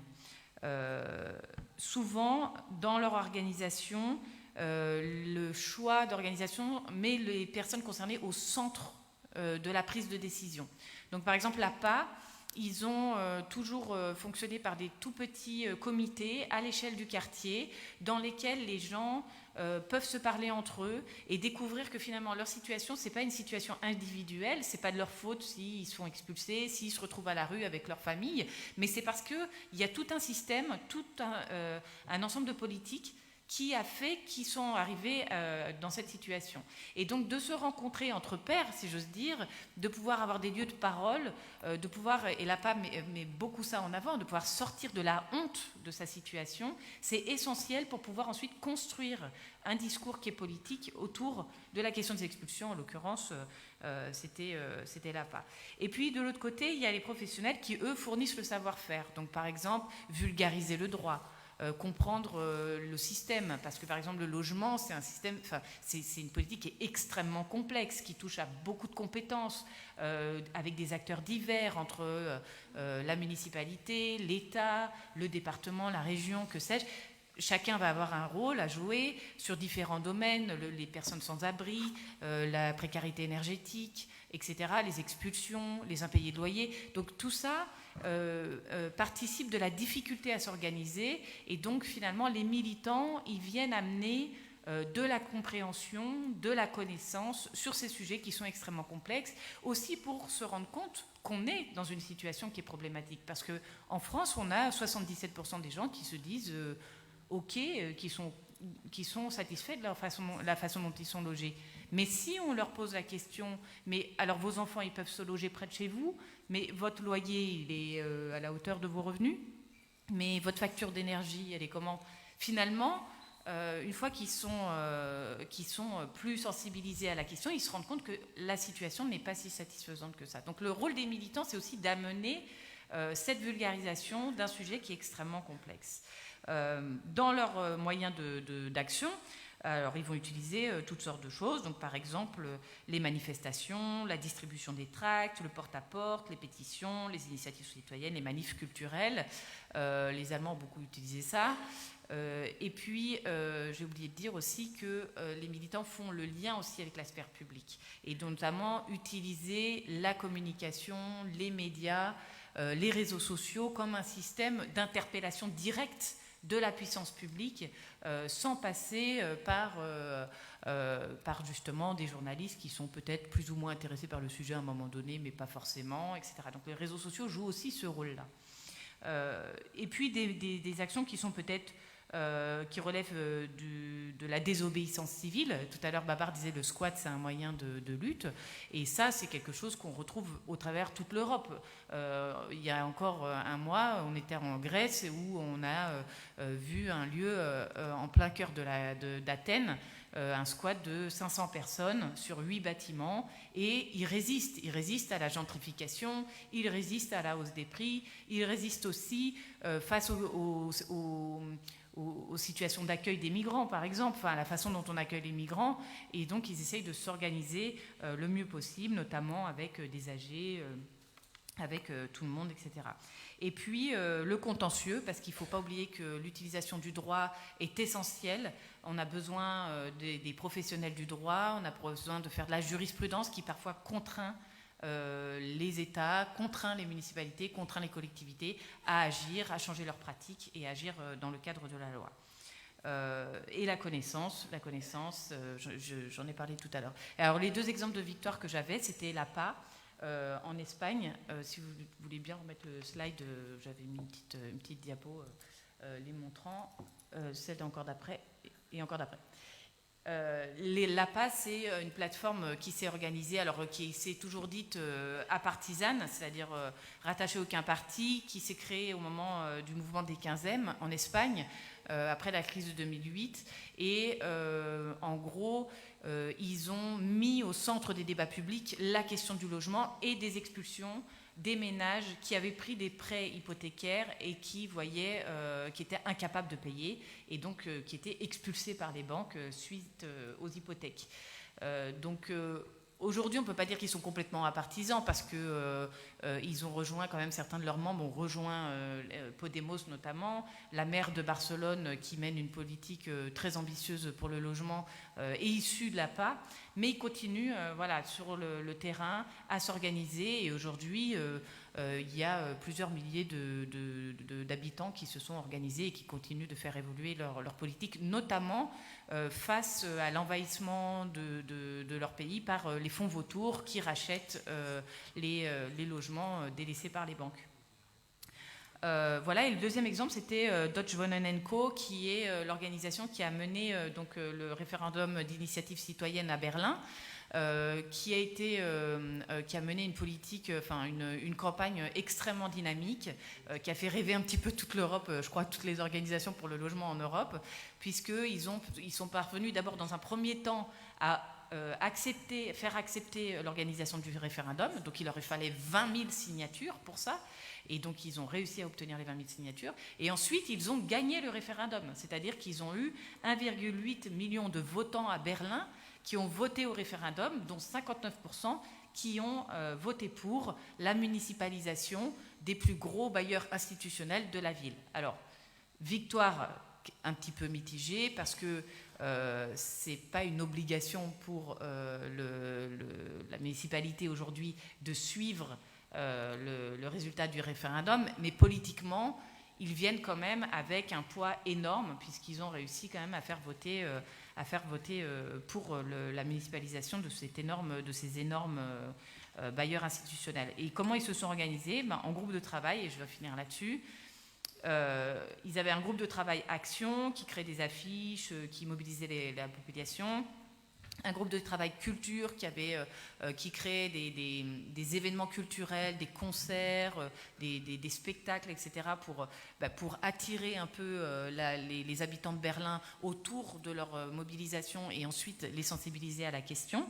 Un groupe de travail sur les relations publiques, un sur la collecte des signatures pour les pétitions, un qui était à l'aide au démarrage, qui était essentiel parce qu'il permettait d'avoir des kits d'explications pour que dans chaque quartier de Berlin, quelqu'un puisse se saisir de ce kit et créer son propre comité dans son quartier et aller voir ses voisins, etc., pour mobiliser autour du référendum. Et puis, un groupe qui s'appelle Right to the City, en anglais, à destination à la fois des partenaires en Europe qui souhaitaient avoir des informations, mais aussi des personnes non germanophones à Berlin qui seraient résidents et susceptibles de participer aux élections locales. Voilà, donc j'espère que ce petit panorama vous aura donné envie de poursuivre vos combats et votre lutte. Vous avez des petits rapports sur l'Europe au stand de la Fondation Abbé Pierre, donc, notamment un sur Airbnb qui contient plein de billes pour expliquer à quel point Airbnb détruit le marché du logement. Donc n'hésitez pas à aller vous servir. Voilà, merci.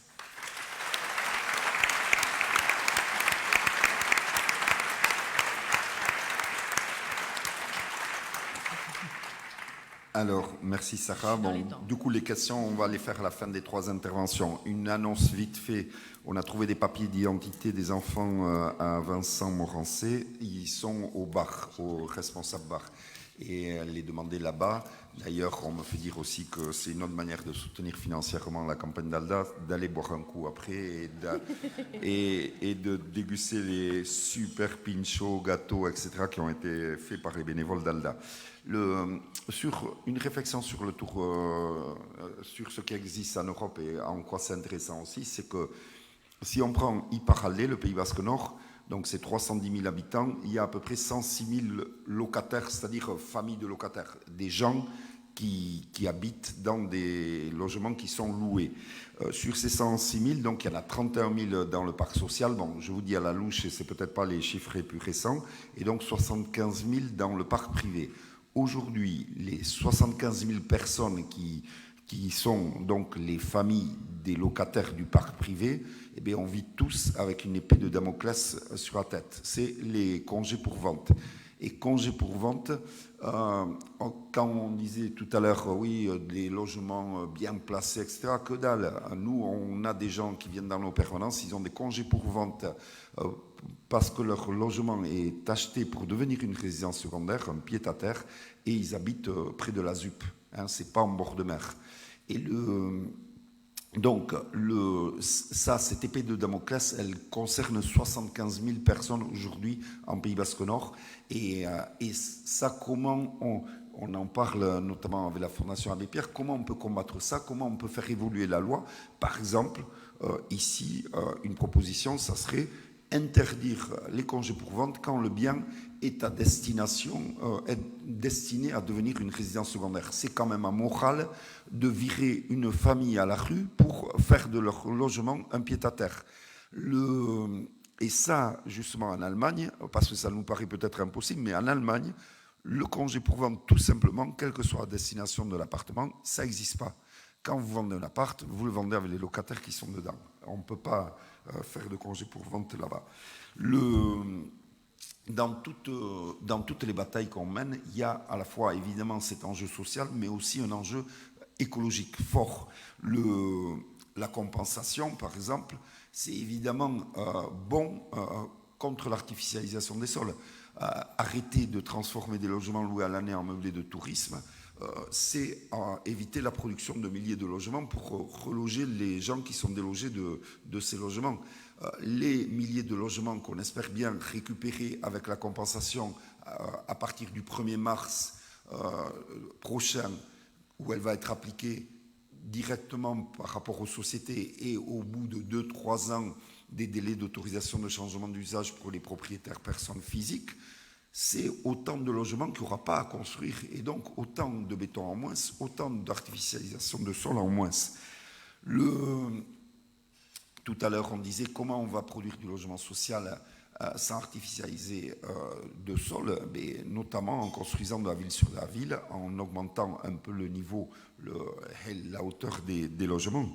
Et tout à l'heure, quand Carole et Rama nous racontaient ce qu'elles font sur Camp de Prats ou à Bassa-Plaine, et ça aussi c'est écologique, parce que quand vous organisez collectivement les habitants d'un quartier, que vous recréez de la vie sociale, que vous bataillez pour des équipements collectifs, pour qu'il y ait de la vie dehors, etc., c'est le fameux plus de liens contre le plus de biens. C'est que vous êtes moins tenté d'être dans une logique purement de consommateur et vous développez, vous prenez plus de temps pour développer des relations humaines non consommatrices avec les gens de votre quartier. Donc, ces enjeux, justice sociale, urgence écologique et climatique, sont très liés et ça va être notamment une partie des questions qu'on va poser à Cécile Duflot d'abord et François Ruffin après. Cécile Duflot, on l'a invitée parce qu'elle est écologiste et en même temps directeur général de Oxfam, un mouvement citoyen contre les inégalités et la pauvreté, et parce qu'elle a été ministre du Logement avec des lois et des règlements qui ont marqué. Du coup, on lui a demandé si elle pouvait nous évoquer son expérience de ministre par exemple, du logement pour savoir quelles sont les possibilités d'action, est-ce qu'il y en a, est-ce qu'il y a des marges de manœuvre. Et également, on voulait son avis sur les politiques possibles, les évolutions législatives, voire constitutionnelles sur le logement, les réformes fiscales, en même temps que les enjeux écologiques et climatiques des questions de logement et d'habitat. Et du coup, à toi, Cécile, si tu peux, là aussi, 15 minutes, 20 minutes, grand maximum. Pas de problème. Merci, Chase. Arratsalde Ondenoi. Et merci beaucoup de m'accueillir ce soir. Ça va, c'était pas trop dur. Alors, moi, je suis très heureuse de la mobilisation que vous faites ici autour de la question du logement. Et je voudrais d'abord commencer par expliquer que ce qui est assez bizarre, c'est que finalement, on ne parle pas tellement de cette question, politiquement, alors qu'elle concerne absolument tout le monde. Absolument tout le monde, parce que le logement, on n'y réfléchit pas souvent sous cet angle, c'est un besoin fondamental. Alors, quand on parle besoin fondamental, on pense assez vite manger, boire, respirer, là, tout le monde va bien, mais c'est aussi avoir un abri. Parce qu'on est une espèce particulière. Si on était tous des sangliers, on irait se trouver un coin dans la forêt avec des herbes sèches, on se coucherait. Si on était des tortues marines, on se poserait sur une patate de corail et puis on roupillerait. Mais les humains ont besoin d'un abri. Et on ne sait pas forcément le construire tout seul. Donc le logement, c'est même pas un bien de première nécessité, je le redis, c'est un besoin fondamental. Qui dit besoin fondamental dit qu'il y a une légitimité à ce que la puissance publique agisse. Et donc la question s'est posée de savoir quelle place on fait à la question du logement dans la Constitution, notamment dans le préambule de la Constitution française qui rappelle les droits fondamentaux. Et ce qui est intéressant, c'est que le mot logement, droit au logement, dont on parle beaucoup, c'est même le nom d'une organisation très célèbre, n'est-ce pas Baba ? Ça ne figure pas dans le préambule de la Constitution. L'article 10 dit exactement, je vais vous en faire la lecture, « La nation assure à l'individu et à la famille les conditions nécessaires à leur développement ». L'article 11 dit « Elle garantit à tous, notamment à l'enfant, à la mère et aux vieux travailleurs, la protection de la santé, la sécurité matérielle, le repos et les loisirs ». C'est de ces deux articles du préambule de la Constitution qu'on dit qu'il y a une sorte de droit au logement, parce que ça fait partie de ce package de réponses. Mais en revanche, le droit de propriété, lui, il ne figure pas dans le préambule, il figure dans la Constitution française. Et donc, il y a un déséquilibre. Il y a un déséquilibre qui n'existe pas partout. Dans la Constitution belge, le droit au logement figure, à l'article 23, en toutes lettres. C'est-à-dire qu'on a le droit, parmi les droits qu'octroie la Constitution aux citoyens, figure le droit à avoir un logement décent. Et donc, ce déséquilibre dans la Constitution, il explique plein de choses. Il explique exactement ce que vient de raconter Tchèche, le fait qu'on a le droit de vendre à qui on veut. C'est très compliqué de trouver les dispositions législatives qui respectent le droit constitutionnel. Donc, je dis de longue date que je pense que nous devons mener un combat pour faire rentrer le droit au logement à égalité de valeur constitutionnelle avec le droit de propriété. Je pense que ce serait vraiment un chemin important, ça libérerait plein de possibilités législatives, puisque la question est posée, et l'ancienne ministre que je suis dit à quel point on s'est de temps en temps cassé le nez sur le droit de propriété. Par exemple, les logements insalubres et les marchands de sommeil, ils ont une latitude quand même très grande parce qu'on ne peut pas faire des travaux d'office dans la propriété de quelqu'un. On peut l'enjoindre à faire des travaux, mais s'il dit « OK, je vais les faire », ça suspend toute procédure. Il faut pouvoir reconstater qu'il ne l'a pas fait, etc., etc. Donc, même en durcissant la loi, c'est toujours très compliqué. Il y a un moment où on va être censuré par le Conseil constitutionnel. Donc c'est effectivement un besoin fondamental sur lequel la puissance publique doit pouvoir se mobiliser. Mais c'est aussi un sujet économique. Alors vous l'avez dit au travers tous des mobilisations des uns et des autres, de l'argent que ça rapporte, mais il faut aussi se dire que vous avez sûrement entendu ça, quand les politiques en général, tout particulièrement quand ils n'ont pas envie de dépenser de l'argent, parlent de la politique logement en France, ils disent « Ouh là là là là là là, on dépense énormément d'argent pour le logement en France. On dépense 1,5% du PIB. » C'est vrai. C'est vrai, on dépense environ 40 milliards à la grosse louche, 38,5 exactement en 2021, mais on dépense 40 milliards pour le logement en France. Ça semble énorme. Alors là, tout de suite, et à cet instant, il faut s'arrêter une petite seconde. Sur ces 40 milliards, la moitié, quasiment, un peu moins de la moitié, si je suis honnête, ce sont des aides fiscales, dont une qui porte mon nom, désolée. Mais c'est une réalité. On dépense beaucoup d'argent en aides fiscales pour aider souvent des gens qui sont déjà propriétaires à devenir propriétaires bailleurs.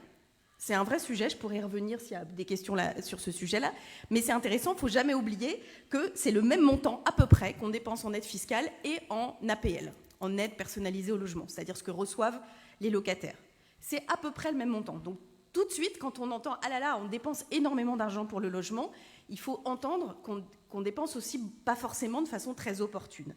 Mais surtout, ce qu'on oublie souvent de dire, tous ceux qui veulent attaquer les politiques d'aide au logement oublient immédiatement de dire combien ça rapporte. Parce que ça rapporte, et ça rapporte au budget de l'État. Et attention, je ne mets même pas la taxe d'habitation ni l'IFI, l'impôt sur la fortune immobilière dedans, donc je mets juste les taxes directement affectées au logement, ça rapporte 80 milliards.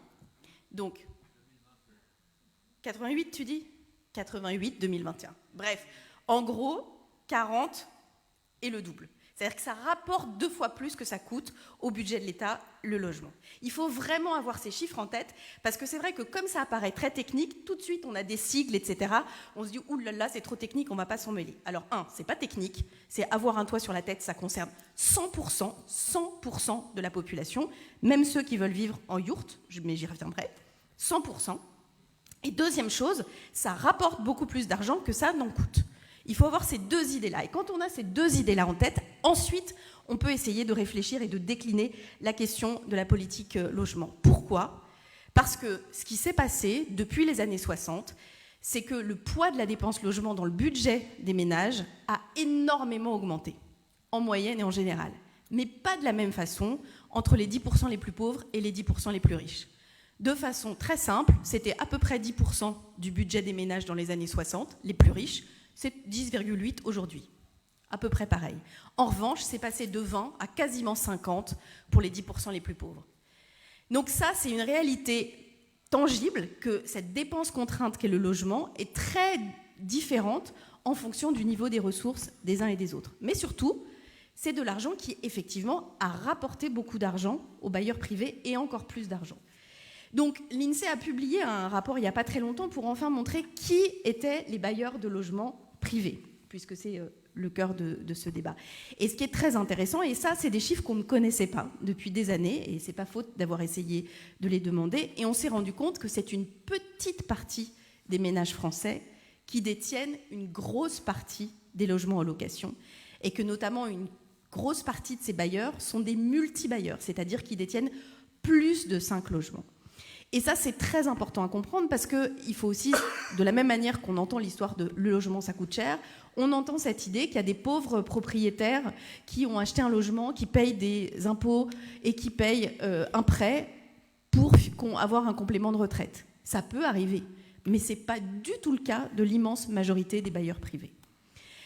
Donc, une fois qu'on a tous ces éléments additionnés les uns à côté des autres, la question de savoir quelle politique logement on mène est pour moi absolument centrale. C'est un débat politique au vrai sens du terme. Est-ce qu'on décide qu'on peut réguler cette question du logement ou qu'on le laisse au libre cours du marché ? Depuis 1986 et les lois Méhaignerie qui ont vraiment libéralisé le logement, jusqu'à la loi Allure sur l'encadrement des loyers qui a été mise en place puis défaite par Manuel Valls, puis refaite de façon un peu différente avec la loi Elan, pas assez justement puisque le Pays Basque ne pouvait pas bénéficier de des dispositions de la loi Elan. on était sur une logique où on a dit, en fait, si on libère totalement le montant des loyers, ça va motiver les propriétaires à construire et du coup, ça va faire baisser les loyers. Ça ne marche pas du tout. Pas du tout, parce que c'est pas comme des montres où le logement, ça se fabrique pas du tout en réponse à la demande. Déjà, c'est pas forcément au même endroit. Ensuite, ça dépend de décisions d'urbanisme et enfin de décisions de construction et des permis de construire attribués par les maires. Donc, c'est pas du tout élastique au prix. C'est-à-dire qu'il y a vraiment, on peut faire exploser le montant des loyers. C'est ce qui s'est passé dans certaines zones tendues. Donc, c'est ma vision des choses, qui est une vision politique, qui est de considérer que, étant donné la qualité particulière du logement, un besoin fondamental, sa régulation par la puissance publique est absolument nécessaire et de droit. Ça passe donc par l'encadrement des loyers, et je le dis, on a perdu beaucoup de temps, on devrait travailler, mais ça ira de pair avec une constitutionnalisation du droit au logement, on devrait travailler dans certains endroits à la baisse des loyers. C'est très compliqué parce que vous avez à la fois le droit de propriété et le droit des contrats, parce qu'un bail entre deux personnes privées, ça relève du droit des contrats et c'est très compliqué de le faire changer. Mais la loi peut être inventive et dans une situation aussi difficile, je pense qu'il faudrait le faire. Donc il faut encadrer à la baisse les loyers pour une raison simple, c'est que, et c'est un chercheur lyonnais qui a travaillé sur le sujet, il a montré qu'entre 1850 et la fin du XXe siècle, sur des cohortes d'immeubles possédés par des propriétaires uniques, les périodes où les loyers ont été encadrés ou gelés, ça n'a pas eu un impact sur l'entretien des bâtiments, ça a un impact uniquement, si je puis dire, sur le prix de l'immobilier. Et ça, c'est l'autre élément, c'est que non seulement les loyers se sont envolés, mais aussi le prix de l'immobilier en général, et pas seulement dans les zones tendues. En moyenne, la France est le pays de l'OCDE où se loger, de façon générale, en achetant ou en louant, est le plus cher après la Belgique. Partout en France. La superficie qu'on peut louer avec un salaire médian a diminué, et pour les jeunes ménages de 2 pièces en 30 ans. Et donc cette réalité-là, c'est la réalité aussi qu'une grosse partie de l'épargne est improductive, au sens où elle est gelée dans des remboursements de prêts très importants pour ceux qui veulent devenir propriétaires ou dans des loyers très importants. Donc il faut faire baisser la part de dépenses contraintes qu'est le logement dans les dépenses des ménages. Et pour ça, il y a plusieurs chantiers. Il y a effectivement de travailler sur l'encadrement des loyers, sur la baisse du coût de la construction et notamment d'agir sur le foncier.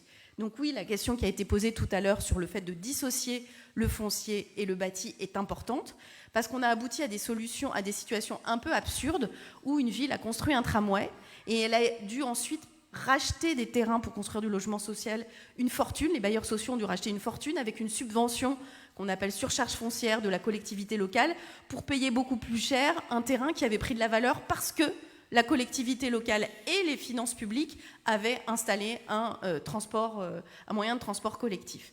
Donc, penser l'aménagement du territoire et l'aménagement au niveau local implique de pouvoir dire que le foncier, notamment quand il a vocation à être construit avec du logement, peut être géré par le public. Et ça, c'est vraiment aussi un changement de vision. Alors, il y a les agences foncières locales. Pendant les débats sur la loi Allure, il y avait un amendement communiste qui revenait à chaque étape, qui parlait de la création d'une agence foncière nationale. Alors, ce n'était pas la position du gouvernement, mais c'est vrai que sur ce sujet, moi, ma réflexion a évolué. C'est que je pense vraiment que la question de la maîtrise du foncier est une question absolument centrale. Ensuite, sur les questions de mutation et les zones tendues et le rapport entre résidence secondaire et résidence principale. Je pense que, et on l'a vu à Paris, on l'a vu dans d'autres endroits, si on laisse faire les choses, on va pouvoir effectivement transformer quasiment l'intégralité du parc privé en résidence secondaire dans un certain nombre de zones, parce que tout simplement, louer 3 mois, ça rapporte quasiment plus que louer pendant 1 an. Donc les bailleurs privés, ils ne réfléchissent pas plus loin que le bout de leur porte-monnaie, ils se disent, tant qu'à faire, je vais louer 3 mois, et puis comme ça me fera mieux que l'année. Donc il faut que ce soit plus le cas. Soit parce que ce soit plus permis, tout simplement, soit parce que ce soit pas du tout si intéressant, et notamment, là on a un outil qui est pour le coup extrêmement facile, qui s'appelle la fiscalité. Et aujourd'hui, c'est peu peut fiscaliser, dans un certain nombre de cas, il y a plein de trappes pour échapper à l'impôt quand on loue en résidence secondaire, si tant est qu'en plus on déclare ses revenus issus de la location. Donc je pense qu'il faut être très très ferme sur la fiscalisation de ces recettes-là, parce que c'est celles qui sont les plus destructrices. Alors c'est vrai que la situation ici de ces baux signés pour 8-9 mois où on fait déménager les gens pour récupérer l'appart pendant l'été, en fait ça devrait tout simplement pas être admis. Et de la même manière que si vous êtes sans contrat de travail ou que si vous enchaînez 3 CDD, et ben on peut plus, vous êtes automatiquement passé en CDI, je pense qu'il devrait y avoir exactement la même chose avec les bailleurs. Mais pour ça, moi maintenant ma conviction, et je le dis du coup s'il y a des élus locaux dans la salle, il doit y avoir une police du logement au niveau local. C'est le bon lieu pour vérifier les choses, pour vérifier la transformation pas autorisée en résidence secondaire, pour vérifier l'état de décence des logements, pour vérifier évidemment les travaux d'isolation thermique qui vont être rendus obligatoires par la loi qui a été votée, tout simplement pour qu'il y ait cette supervision. Alors la loi ALUR a permis qu'on décide que les collectivités locales puissent avoir une capacité à décider d'autoriser la mise en location d'un bien. Je pense qu'il faut s'en emparer et que ça peut être très utile parce que ça permet de considérer qu'en fait, les propriétaires, ils font pas ce qu'ils veulent avec leurs locataires, ils font pas ce qu'ils veulent avec leur logement, pour la bonne et simple raison qu'un logement, c'est pas comme une montre. En fait, on peut vendre des montres 200 000 euros, 300 000 euros et même 1 million, pourquoi pas, parce qu'on peut vivre sans montre ou parce qu'on peut trouver des montres beaucoup moins chères. Le logement, c'est pas la même histoire. Et le logement, c'est normal que la puissance publique le régule. Et donc, c'est une question de courage politique et aussi d'intérêt. Et moi, je trouve que, et je m'arrêterai là, que votre mobilisation, elle est très intéressante parce que ce dont a pu souffrir un peu la ministre du Logement que j'étais, c'est de la puissance des lobbies. Alors, pour ceux qui se souviennent, c'était il y a 10 ans maintenant, mais ils étaient très, très, très déchaînés. Vraiment avec beaucoup, beaucoup d'énergie, mais parce qu'il y avait pour eux beaucoup d'argent en jeu. Mais en face, il n'y avait pas une mobilisation des locataires, et notamment des locataires du parc privé à la hauteur. Il y a très peu d'associations finalement, parce que les gens se considèrent qu'ils sont dans une relation directe avec leur bailleur, ils ne se coalisent pas forcément sur ces enjeux-là, alors qu'en fait c'est à peu près les mêmes histoires pour à peu près toujours les mêmes locataires. Donc ce que vous êtes en train de faire ici, et en liant les questions des locataires du parc privé et du parc public, sont pour moi évidemment absolument centrales. Absolument centrales parce que ça montre que justement face à ceux qui utilisent le logement comme un outil économique et de rentabilité qui a explosé, et ben, il y a ceux qui revendiquent, et de façon légitime, que c'est un bien de première nécessité et qu'à ce titre-là, c'est un débat de citoyens et c'est un débat démocratique que d'y apporter une réponse. Est-ce que je dois répondre tout de suite aux questions ? Non, on va...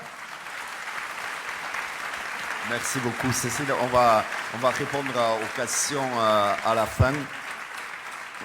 Sachant qu'on est déjà débordé de questions, donc là encore, on ne pourra sans doute pas toutes les traiter.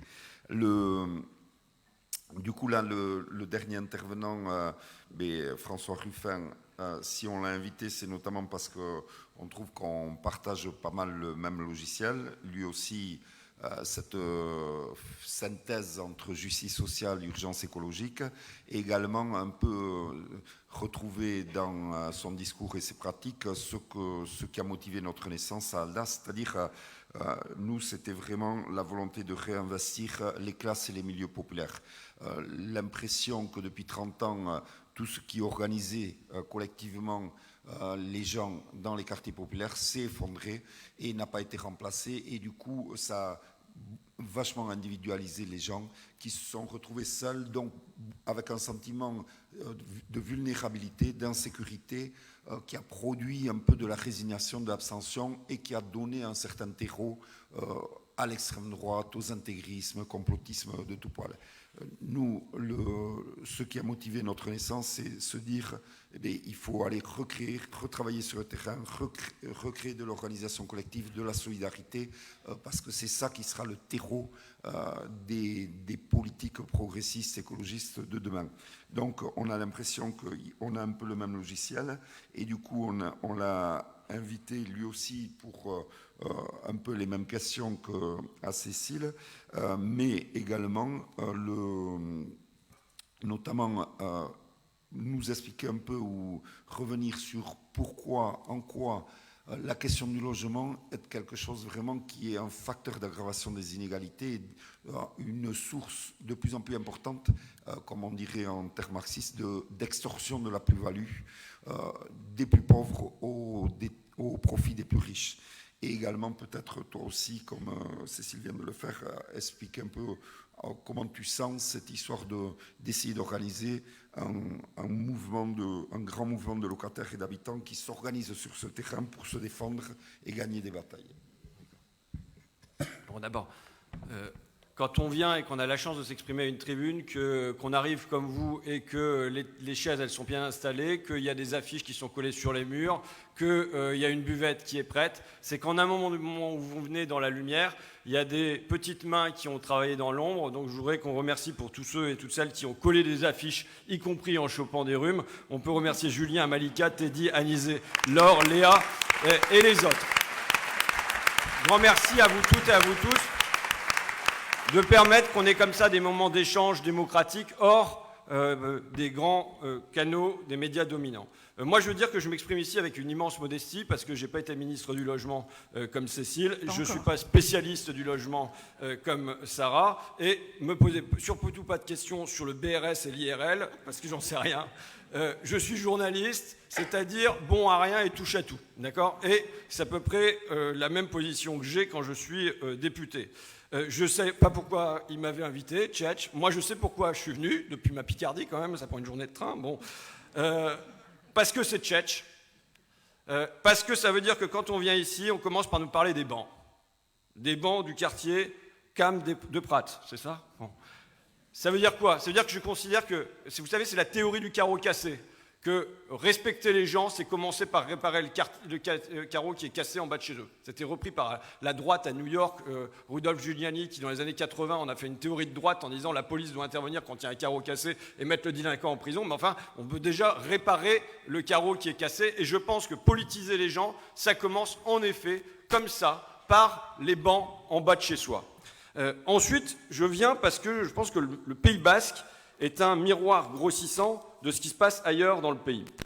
Enfin, je viens parce que, en effet, je pense que sur les questions de logement, c'était dit par Cécile, c'est peu politisé, en vérité peu démocratisé, alors que moi, la moitié de mes passages à ma permanence parlementaire, c'est sur le logement. C'est sur des demandes de logement, ou c'est sur l'humidité dans le logement, l'attestation du médecin pour le gamin parce qu'il y a de l'asthme, et donc on veut changer de logement. Enfin, voilà, c'est la moitié de mes passages en permanence. Pourquoi c'est un enjeu ? Je vais énoncer tout ça et je vais y revenir, mais la hausse des dépenses contraintes, c'est notamment sur le logement, sur 30 ans. Ça veut dire que si on le veut libérer pour la transition écologique et dire que demain, il doit y avoir une meilleure alimentation, par exemple, c'est un poste de dépense qui, je crois, doit augmenter. Là, il augmente de manière artificielle compte tenu de l'inflation, mais je crois que les dépenses d'alimentation dans la durée doivent augmenter. Comment ? En allant chercher sur les télécommunications et sur le logement. C'est évidemment le premier poste de dépense, c'est le lieu des inégalités, je vais y revenir puisque ça m'a été demandé, de classe et de génération. C'est le premier endroit pour diminuer les gaz à effet de serre et pourtant c'est peu politisé. Pourquoi ? Peut-être parce que déjà c'est le lieu du privé, c'est le chez-soi. Et donc finalement ça apparaît pour les gens comme étant un lieu qui est à l'inverse du travail où on est ensemble. Là, c'est le lieu du domicile personnel. Et donc, on se dit, bah voilà, il n'y a pas de raison de politiser une question comme celle-là. Alors ici, c'est extrêmement politisé, je le disais, parce que je pense que vous êtes en zone, on dit en zone tendue. C'est un peu techno, je trouve. Hein. Mais vous êtes un miroir grossissant des problématiques. Ça se pose avec une extrême acuité, le double phénomène de gentrification et de airbnbisation. Je lis les titres dans la presse, j'ai sorti, je me suis informé avant de venir quand même. Au Pays Basque, travailler ne suffit plus pour se loger. Au Pays Basque, une bataille judiciaire et politique pour réguler les locations touristiques. Au Pays Basque, la crise aiguë du logement réveille le spectre de la violence. Nos enfants sont exclus de leur territoire. Et c'est bien ce qui se joue. Quand on lit là, le témoignage qui nous a été donné sur « on est comme les Indiens », poussez-vous que je m'y mette, la réponse c'est la loi du marché. Et en fait la question qu'on doit poser, je dis avec plus d'acuité parce qu'évidemment ça se pose d'autres manières. J'étais à Carbone par exemple, personne ne sait où est Carbone, mais c'est en banlieue de Toulouse. Et pourtant, J'avais interrogé 1 an plus tôt sur un rond-point une gilet jaune qui était accompagnante d'enfants en situation de handicap, dont le mari était gilet jaune et qui a galéré pour pouvoir accéder au logement parce que la banque, comme elle était en emploi précaire, elle ne voulait pas prendre ses papiers et le mari artisan, les revenus fluctuants, on ne savait pas ce que ça allait devenir, donc on ne voulait pas leur faire un crédit pour avoir une maison. Je la retrouve 1 an après, je lui demande où est-ce que vous êtes. Ben, elle n'a pas réussi à se loger à Carbone, parce que déjà étant en banlieue de banlieue, elle doit être à 25 km de Toulouse, c'était encore trop près, les prix du mètre carré étaient trop chers, donc il a fallu qu'elle aille se mettre encore à un quart d'heure de Carbone, donc ça veut dire qu'elle a un quart d'heure de voiture pour aller à l'école s'occuper des gamins en tant qu'accompagnante d'enfants en situation de handicap. Ça a été évoqué sur les politiques de renouvellement urbain, puisque j'ai dit c'est en banlieue de Toulouse. Le lendemain, j'étais à Toulouse et il y a une opération immobilière qui est présentée comme refaire des beaux logements et tout ça, mais qui en vérité, il y a une obligation posée par Landru de détruire 20% des logements. En gros, c'est un dogme dans les quartiers populaires et qui fait que les gens, avec la somme qu'ils vont obtenir, ils vont être relogés 5-10 km plus loin et toujours plus à l'extérieur de la ville. Donc je pense que ce qui se vit ici se vit en vérité sur plein d'endroits du territoire, mais avec une moindre acuité, et je dirais sans doute aussi, s'écrit en basque ici, avec une moindre fierté locale. La fierté, ça compte pour agir. On se mobilise sur des facteurs matériels, mais on se mobilise aussi sur des facteurs spirituels, et le sentiment d'exister, d'être ensemble, ça participe d'un orgueil touché et qui peut faire on peut se réveiller ensemble sur des causes comme celle-là. Voilà pourquoi, à mon avis, ça bouge un peu plus ici et pourquoi ceux qui se sentent dépossédés de leur territoire peuvent réagir avec plus d'acuité. Dire l'inégalité de classe, c'était évoqué par Cécile, mais donnons le chiffre. 3% des Français aujourd'hui possèdent 50% des logements loués. D'accord ? 3% égale 50% des logements loués. Déjà, dans un bouquin qui s'appelait Le Nouvel Atlas des fractures géographiques, qui était paru début des années 2000, il y avait une page qui était consacrée à les cadres, un appartement à la ville, une maison à la campagne. Donc sur un certain, voilà, une résidence à la campagne, ce qui est devenu quelque chose de relativement courant. Disons ce que ça pèse sur le budget des ménages. Si on intègre les dépenses contraintes, les rapports des revenus, donc dans les 10% les plus modestes, ça fait 42% des ressources qui sont consacrées au loyer. Dans les 10% les plus riches, ça a été dit, ça fait 10% qui est consacré au loyer. Donc quand on intègre ça, on a au départ, avant redistribution, un rapport de 1 à 7 dans les revenus entre les 10% les plus pauvres et les 10% les plus riches. Quand on intègre la redistribution par les APL, on arrive à un rapport de 1 à 3. Donc la redistribution est efficace quand même dans notre pays. Maintenant, si on prend en compte les dépenses contraintes, eh bien en vérité, au premier, il reste 180 € par mois, et au deuxième, il reste 1 800 € par mois en moyenne. Donc on revient dans un rapport de 1 à 10. C'est-à-dire que ce qui apparaît comme une égalité, sans compter les dépenses contraintes, redevient une immense inégalité une fois qu'on a intégré les dépenses contraintes à ça. Je ne vais pas assommer de chiffres, j'en ai plein sur les inégalités de classe. Il faut y ajouter autre chose, ce sont les inégalités de génération. L'une n'effaçant pas l'autre. J'ai fait un rapport pour étendre le revenu de solidarité active aux 18-25 ans en interrogeant comment ça se fait qu'on a la majorité politique à 18 ans, on peut voter, on a la majorité pénale à 18 ans, on peut aller en prison, comment ça se fait qu'on n'a pas la majorité sociale à 18 ans. Et à l'intérieur de ce rapport, je montrais comment peser sur les plus jeunes très fortement une injustice immobilière. Pourquoi ? Parce que comme il y a de moins en moins de logements sociaux, il y a 25 ans, il y a 30 ans, pardon, il y a 30 ans, c'était 26% des plus jeunes qui étaient logés en logement social. Ça a été divisé par 2, il en reste 13%. Donc, ça, on ne peut plus accéder à ça. Il reste 8% des étudiants et 3% d'une classe d'âge qui est en résidence universitaire. Ça veut dire quoi ? Ça veut dire que la masse des jeunes est obligée d'aller se loger là où c'est le plus cher, dans le parc locatif privé des métropoles, parce que c'est là où on peut avoir du boulot, bien souvent, et c'est là où on peut avoir ses études. Ça veut dire quoi ?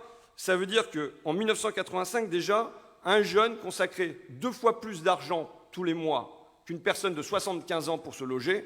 Aujourd'hui, c'est 3 fois plus. Donc, il y a des moindres ressources à cet âge-là, et en plus, on va payer en proportion beaucoup plus pour se loger.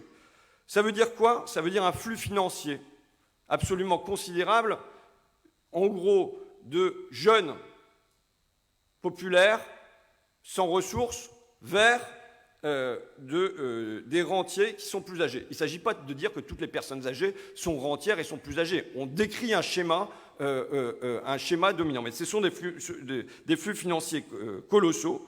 Et par ailleurs, ça participe d'une autre injustice à l'intérieur d'une même classe d'âge. C'est l'injustice majeure quand on regarde les études. C'est les jeunes qui vont avoir soit un logement par héritage, soit être hébergés gracieusement parce que la famille a plusieurs logements, soit bénéficier d'une aide des parents pour acheter un logement, et de l'autre côté, ceux qui n'ont pas ça et qui vont devoir payer des loyers super élevés. En vérité, c'est à l'intérieur d'une classe d'âge, c'est le principal déterminant, c'est est-ce qu'on va recevoir la possibilité d'être hébergé à titre plus ou moins gracieux ou pas. Et c'est déterminant sur à quoi on va consacrer l'essentiel de ces ressources. Une fois qu'on a dit tout ça, il faut se demander ce qu'on fait.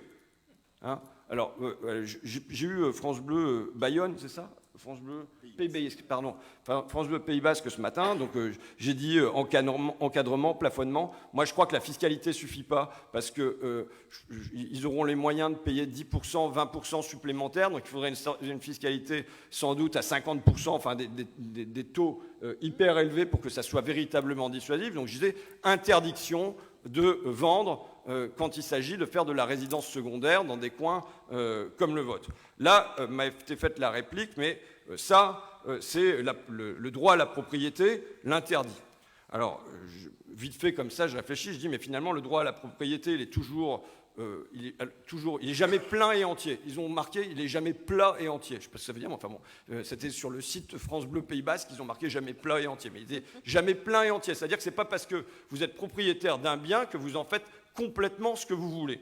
Par exemple, en matière d'immobilier, aujourd'hui, ils n'auront plus le droit de louer des passoires thermiques. C'est une atteinte au droit de la propriété, le fait qu'ils ne puissent plus le vendre, le louer comme ils le veulent. Vous voyez, donc c'est une atteinte au droit de la propriété. En fait, il y a des tas d'atteintes au droit de la propriété. Puis alors, dans la journée, en prenant le train ce matin, j'avais le temps, j'ai mouliné, je me suis dit, mais j'avais fait une édition sur le foncier agricole où il y avait un chercheur qui s'appelait Bertrand Hervieux, qui est un spécialiste de ces trucs-là, qui expliquait un peu une histoire du foncier agricole et qui, posant les étapes, la Troisième République étant née sur le fait que les agriculteurs devenaient propriétaires et c'est comme ça qu'on les intégrait à la République. Et puis ensuite, il disait, il y a eu une deuxième période, en gros de 1945 à 1980, où la jeunesse agricole catholique a posé comme principe la terre n'a pas un patrimoine, elle est un outil de travail. Et donc à partir de ce moment-là, eh bien, le propriétaire il faisait plus ce qu'il voulait avec son foncier, puisqu'il y avait les fermiers avec le droit au fermage qui s'imposait, notamment, et puis il y avait les SAFER.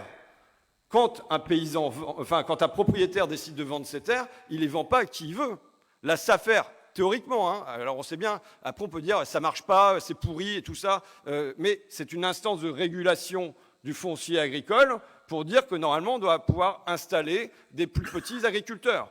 Et donc là, la SAFER intervient, donc un truc parapublic avec des acteurs différents. Et il dit ensuite, il disait Bertrand Hervieux, il y a eu une troisième période, la terre est un patrimoine privé mais aussi un bien de l'humanité, un bien pour les générations futures. Et donc, on n'en fait pas ce qu'on veut non plus. Je pense que réfléchir au foncier agricole et comment on pourrait déplacer ça seulement du foncier vers l'immobilier, ça pose des principes. Le logement n'est pas un patrimoine, elle répond à un besoin fondamental.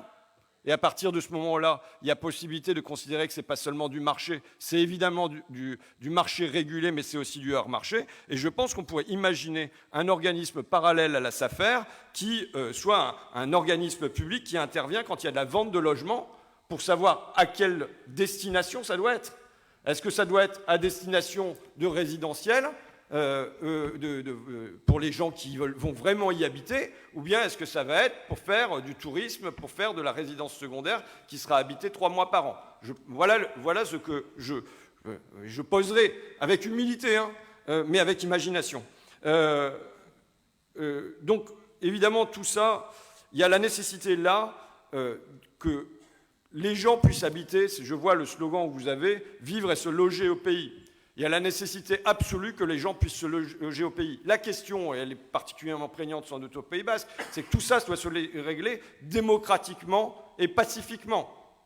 Ça veut dire qu'il faut qu'on trouve le chemin, et je suis là pour ça aussi, pour que ce qui est initié au niveau du local trouve un écho au niveau du national, trouve un écho à Paris et en Picardie, c'est-à-dire que les brèches que vous ouvrez ici par la situation particulière qui est la vôtre, on donne un écho plus national pour que vous gagniez ici et qu'on change la loi pour ce qui est du résidentiel, du Airbnb, ailleurs aussi. Je termine sur, puisque Tchetch est un partisan de Saúl Alinsky, un homme du community organizing, et quand j'entends comment vous menez votre campagne à Alda, j'essaye plus ou moins de faire la même chose dans mes campagnes électorales, et que Cécile terminait en disant, ben voilà, j'ai eu un problème quand j'étais ministre du Logement, ça veut dire que j'avais des gros lobbies en face qui pesaient sur ma politique, mais finalement, j'avais pas assez de lobbies qui étaient en ma faveur. Je rappelle cette phrase de Roosevelt, recevant pendant, au moment du New Deal, des syndicats, des ouvriers, dont Saúl Alinsky à l'intérieur de la Maison-Blanche. Et à un moment, Roosevelt leur dit « Je vous ai compris, je suis d'accord avec vous, maintenant faites pression sur moi. » Voilà. Et donc je le dis parce que je pense que quand bien même la gauche et les hommes et les femmes les plus honnêtes et sincères et vraiment de gauche arriveraient demain à l'Élysée et dans les ministères, si jamais il n'y a pas une société organisée du Pays Basque jusqu'à la Picardie pour faire pression sur Paris, il n'y aura pas grand-chose qui bougera. Ça ne sera pas seulement de la faute des gars et des femmes là-haut, mais ça sera aussi parce qu'on ne sait pas aussi bouger en bas. Et donc je suis heureux que tout en bas à gauche, vous bougiez, quoi. Voilà.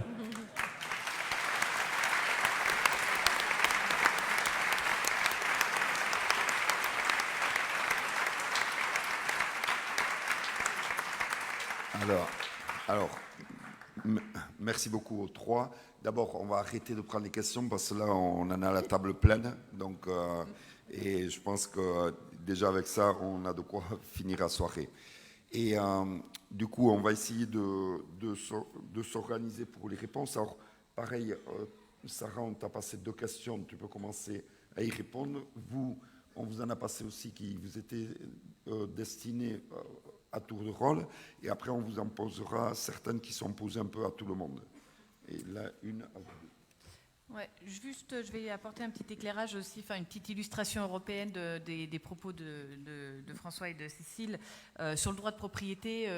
En Allemagne, justement, à Berlin, il a été décidé de geler les loyers à un moment donné, en 2021, et la Cour constitutionnelle a retoqué cette initiative, enfin cette loi, au motif que c'était pas la bonne autorité qui avait pris cette décision, puisque le logement et la question du gel des loyers relevait de l'État fédéral, alors que là, il s'agissait d'un État, d'un Staat, quoi, d'un État local. Mais elle précise quand même dans sa décision, et c'est très intéressant, que ce n'est pas sur le droit de propriété que c'était impossible. C'est parce que le droit de propriété, il a une limite, c'est l'intérêt général et l'organisation de la société. C'est-à-dire qu'en gros, oui au droit de propriété, mais dans une certaine limite quand même, parce qu'elle doit jouer un rôle sociétal, la propriété, et qu'on ne peut pas, ce n'est pas la toute-puissance, le droit de propriété, en gros, quoi. Donc c'est intéressant de voir que ces réflexions-là sont menées aussi dans d'autres pays. L'autre illustration, c'était à propos de ce que disait François par rapport à Roosevelt, et je vais loin de moi l'idée de comparer la Commission européenne avec Roosevelt, mais on a eu le même genre de réaction de la Commission européenne qui a lancé une initiative, c'est-à-dire un projet de règlement pour réglementer les plateformes de location touristique, et qui nous a dit en off, ça serait bien quand même que vos organisations se bougent un peu pour participer à la consultation, parce que nous, on a eu 7000 participations, que des hôtes Airbnb. Donc, ça renvoie un petit peu à ce que tu disais sur la nécessité aussi de se faire entendre et de se mobiliser ensemble pour montrer qu'on est un tout. Alors, une des questions, c'était sur la fiscalité, et ça viendra aussi illustrer le propos de Cécile. Aujourd'hui, la fiscalité d'Airbnb, elle est complètement incitative. C'est-à-dire qu'on a intégré dans une partie du Code des impôts les revenus qui émanent des locations saisonnières Et ça permet, en gros, soit d'avoir des abattements fiscaux énormes, c'est-à-dire de 50 à 70%, soit de passer par un régime réel, c'est-à-dire qu'on déclare réellement ce qu'on a dépensé, les investissements, etc.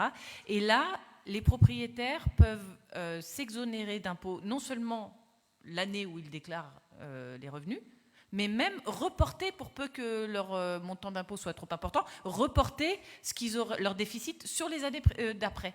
Donc en gros, on peut avoir vraiment une exonération totale des impôts sur un revenu qui est déjà bien supérieur au revenu généré par des locations classiques pendant plusieurs années.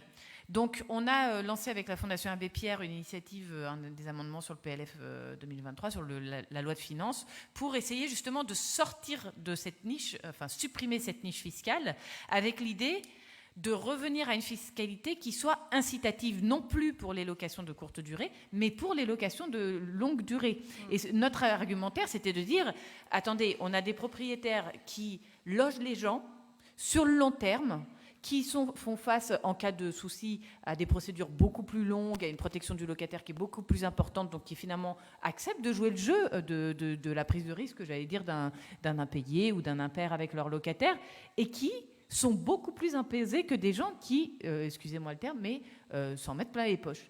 Donc, vraiment, la question de la fiscalité, je pense qu'elle est aussi centrale, non pas parce qu'on va taxer à 90% forcément les gens qui font de la spéculation, quoique, on peut y réfléchir, mais parce qu'on peut aussi avoir des fiscalités qui soient incitatives pour ceux qui se comportent bien. Voilà. La deuxième question, c'était... Sur ça, ouais. Il y en a un autre. Juste sur ça, à titre d'anecdote, préciser qu'un député qui, me semble-t-il, est dans la salle, Iñaki Echanis, avait déposé un amendement dans ce sens, donc un député local, et une autre députée locale s'y est opposée, et elle n'est pas dans la salle, Florence Lasserre. Ok, ça balance. Et l'autre question, alors je vais la lire pour être sûr de bien la comprendre. Est-ce que la création l'appuie à un mouvement de propriétaires agissant volontairement pour l'accès au logement, auto-encadrement des loyers, etc., est utopique ou pourrait voir le jour? Alors, j'ai envie de vous dire que rien ne vous en empêche de limiter le montant de vos loyers. Et si vous avez envie de vous organiser, très bien. Enfin, autant montrer que effectivement. Et je pense que il y a beaucoup de propriétaires qui sont tout à fait corrects avec leurs locataires et qui méritent d'être visibles aussi. Voilà, c'est ma réponse. Je suis pas très convaincante, mais on a l'habitude de défendre les défavorisés. Et en général, ce ne sont pas les propriétaires bailleurs. Du coup, on va commencer. Oui, je vais enchaîner parce que c'est vrai. Et par ailleurs, s'il y en a dans la salle, je suis sûre qu'il y en a. Les représentants des propriétaires, notamment une association, ils peuvent être assez efficaces, mais ils ne sont pas très sympathiques et ils ne font pas très envie. Donc, qui est une autre organisation de propriétaires qui, en plus, serait capable de mettre en lumière la réalité du service apporté, parce que c'est un service apporté de louer des logements en ayant pour objectif, c'est un ancien directeur de l'administration qui avait utilisé cette formule en disant qu'il fallait faire passer la logique du logement d'une logique actionnariale à une logique obligataire. Le parallèle action-obligation des placements, c'est-à-dire les actions c'est très risqué mais ça rapporte beaucoup, les obligations c'est pas du tout risqué et ça rapporte pas beaucoup. Et il faut considérer que l'investissement immobilier ça doit être ça. Ça doit pas rapporter beaucoup mais ça doit pas être du tout risqué. Donc c'est pour ça que dans la loi Allure, il y avait la garantie universelle des loyers, qui était une sorte de mutualisation du risque d'impayé de loyer qui pouvait bénéficier à tous les propriétaires. Et tu peux rigoler, Babar, je continue de penser que c'est une bonne solution, mais on n'a pas la soirée pour le faire, encore qu'on pourra continuer tous les deux. Mais du coup, je vais répondre aux questions qui m'ont été données. Donc d'abord, Graciane, qui dit comment gérer l'explosion des coûts variables, notamment l'énergie. Alors, dans mon intervention, je n'ai pas beaucoup parlé de la question... très fortement lié au climat du secteur du logement, plus largement du secteur de la construction. C'est un des 3 principaux émetteurs de gaz à effet de serre en France, le secteur du bâtiment. Et donc, ce qu'on fait pour limiter les émissions du bâtiment a un impact très direct sur nos émissions de gaz à effet de serre, mais aussi un impact très direct sur le budget des ménages avec l'envol du coût de l'énergie. Donc là, il n'y a pas 36 solutions.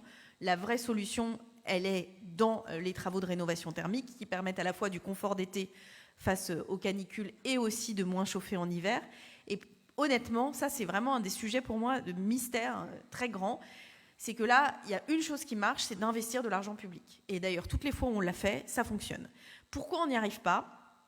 Parce que la logique de Bercy, du ministère des Finances, c'est de raisonner en normes de dépenses, c'est-à-dire l'argent public qu'on dépense. Et donc, il faut le contenir et le limiter. Alors que je pense que c'est un argent qui est très utile et très rentable et qui, en plus, crée de l'emploi durable et non délocalisable. Donc, on avait pu, en 2013, bénéficier d'un gros coup de pouce financier, d'argent qui a été versé à l'ANA, qui a été très vite dépensé, parce que les gens s'en sont très vite emparés. Et donc là, il n'y a pas de mystère. Il faut simplement doter le budget de l'ANA notamment, mais éventuellement aussi des collectivités locales qui abondent, d'un montant suffisant pour que ce soit intéressant et que les ménages et les propriétaires s'engagent dans la rénovation thermique. Il n'y a vraiment pas de mystère et c'est rentable pour tout le monde.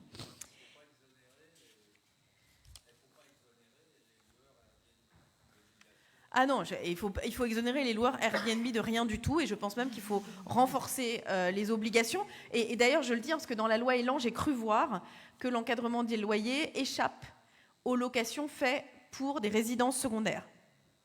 C'est pour ça qu'il y a des annonces où on dit que ça peut être un bail de 2 ans, mais en situation de résidence secondaire. Alors ça, je ne sais pas qui a glissé cette petite vacherie à l'intérieur de la loi. Oui, il y a même des sites internet qui expliquent comment contourner l'encadrement des loyers, etc.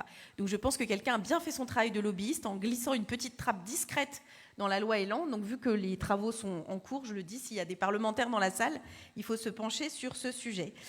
Il y a Ramdam 6440 qui me dit que j'ai un sens du suspense remarquable sur les chiffres étonnants sur les bailleurs privés, mais je ne les ai pas donnés parce que c'est François qui les a donnés, je savais qu'il allait le dire, donc je trouvais ça pas chic de lui voler les chiffres, mais je vais en rajouter un qui est pour le coup très édifiant.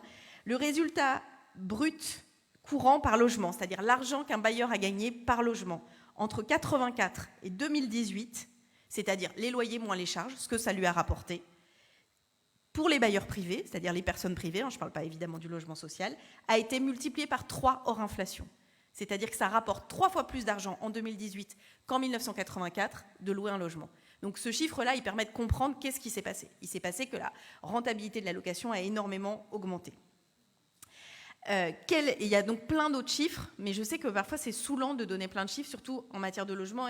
Et François l'a dit, souvent tout le monde recule quand on commence à parler ou des chiffres ou des sigles, parce que ça apparaît très très technique.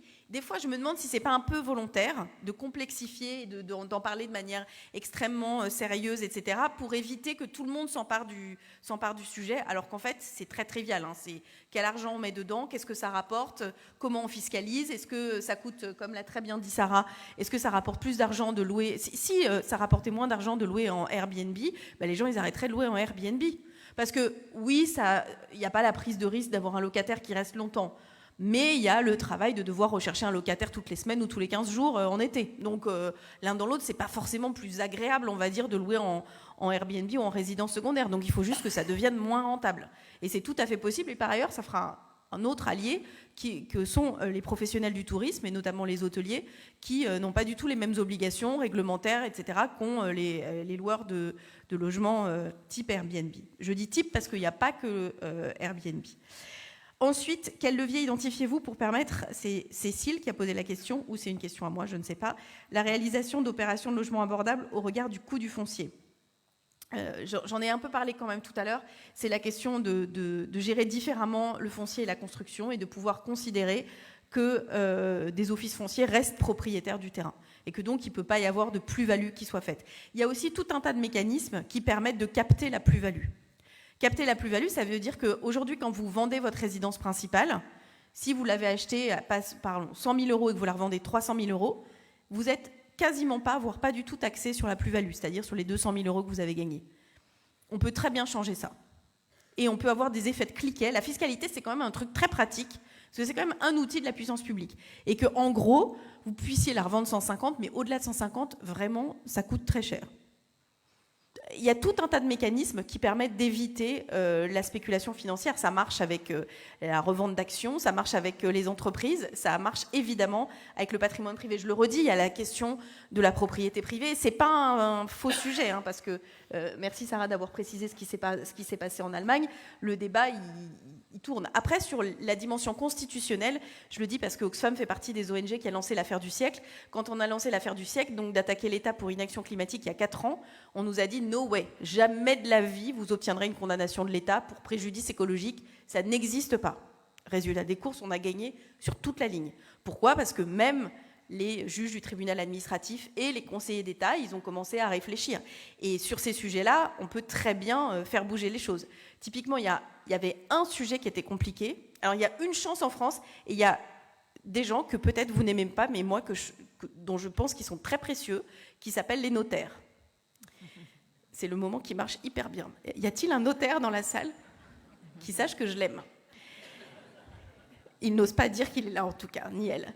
Pourquoi ? Parce qu'il n'y a aucune vente immobilière en France qui peut se faire sans le passage par un notaire. C'est un truc incroyable, ça n'existe pas dans plein d'autres pays. Vous pouvez vendre avec des avocats, etc. Ça veut dire qu'il y a une espèce de goulot d'étranglement, vous êtes obligé de passer par un notaire. Et mieux que ça, les notaires, c'est une profession réglementée. Donc n'importe qui ne peut pas décider d'être notaire, il faut qu'ils en obtiennent l'autorisation, mais ils ont des grosses obligations. En échange, ils gagnent pas mal d'argent, assez facilement quand même, vu qu'on est obligé d'aller chez eux. C'est quand même le meilleur job. Même s'ils ne sont pas bons, tu es obligé d'aller chez eux. Donc, il faut les utiliser. Et typiquement, et donc ça c'est une chose qui a été... On nous a dit que ça n'allait pas passer dans la loi Allure. On avait un gros problème sur les marchands de sommeil. C'est quand vous aviez un immeuble avec un marchand de sommeil qui détenait déjà 3 logements sur 10, qui avait un logement en vente, c'est lui qui l'achetait, un deuxième c'est lui qui l'achetait et qui devenait majoritaire. Alors même qu'il avait déjà été condamné. Et donc les autres propriétaires qui, eux, voulaient faire les travaux, qui étaient dans une situation désastreuse, ils étaient coincés. Donc on a imposé aux notaires de pouvoir vérifier l'absence de condamnation des copropriétaires d'un immeuble quand ils achetaient un autre logement en copropriété dans le même immeuble. Au début, ils ont beaucoup ronchonné en disant que ça leur faisait du travail en plus. Bon, ils ont convenu que quand même ils allaient pouvoir le faire. Et puis ensuite, on a dit mais c'est une atteinte au droit de propriété parce que n'importe qui doit pouvoir acheter à égalité. Mais finalement, on a mis cette disposition dans la loi. Elle est passée, elle est mise en œuvre. Elle est quand même très soulageante pour tous ceux qui essayent de lutter contre les marchands de sommeil. Donc je pense que si on arrivait à trouver d'autres dispositions législatives, on pourrait passer par cette vérification qui passe par les notaires pour permettre ou non de rendre possible l'acquisition de tel ou tel bien. Ensuite, j'ai plus que 2 questions, Mickaël, sur le contexte décrit et tout ça, et favoriser le développement de l'installation d'habitat allégé, Yurt Tiny House, etc. Petite parenthèse, j'ai été très attentive à ceux qui défendent les voyageurs, c'est-à-dire les gens qui vivent dans des caravanes, sur le fait qu'on trouve ça hyper glamour, les yurts et les tiny houses, mais quand c'est des caravanes de gens qui vivent dans des caravanes depuis toujours parce que c'est leur mode de vie, on trouve ça beaucoup moins sympa. Et donc je propose que tout le monde ait bien ça dans la tête quand on trouve hyper glamour les tiny houses, c'est-à-dire des maisons sur des roues, mais que les voyageurs qui sont dans des caravanes depuis toujours et qui vivent de cette manière-là, eux, on leur installe des aires d'accueil de gens du voyage entre la décharge, la gare de triage et le centre de tri de la Poste. Donc ça, c'est très important quand même à bien entendre.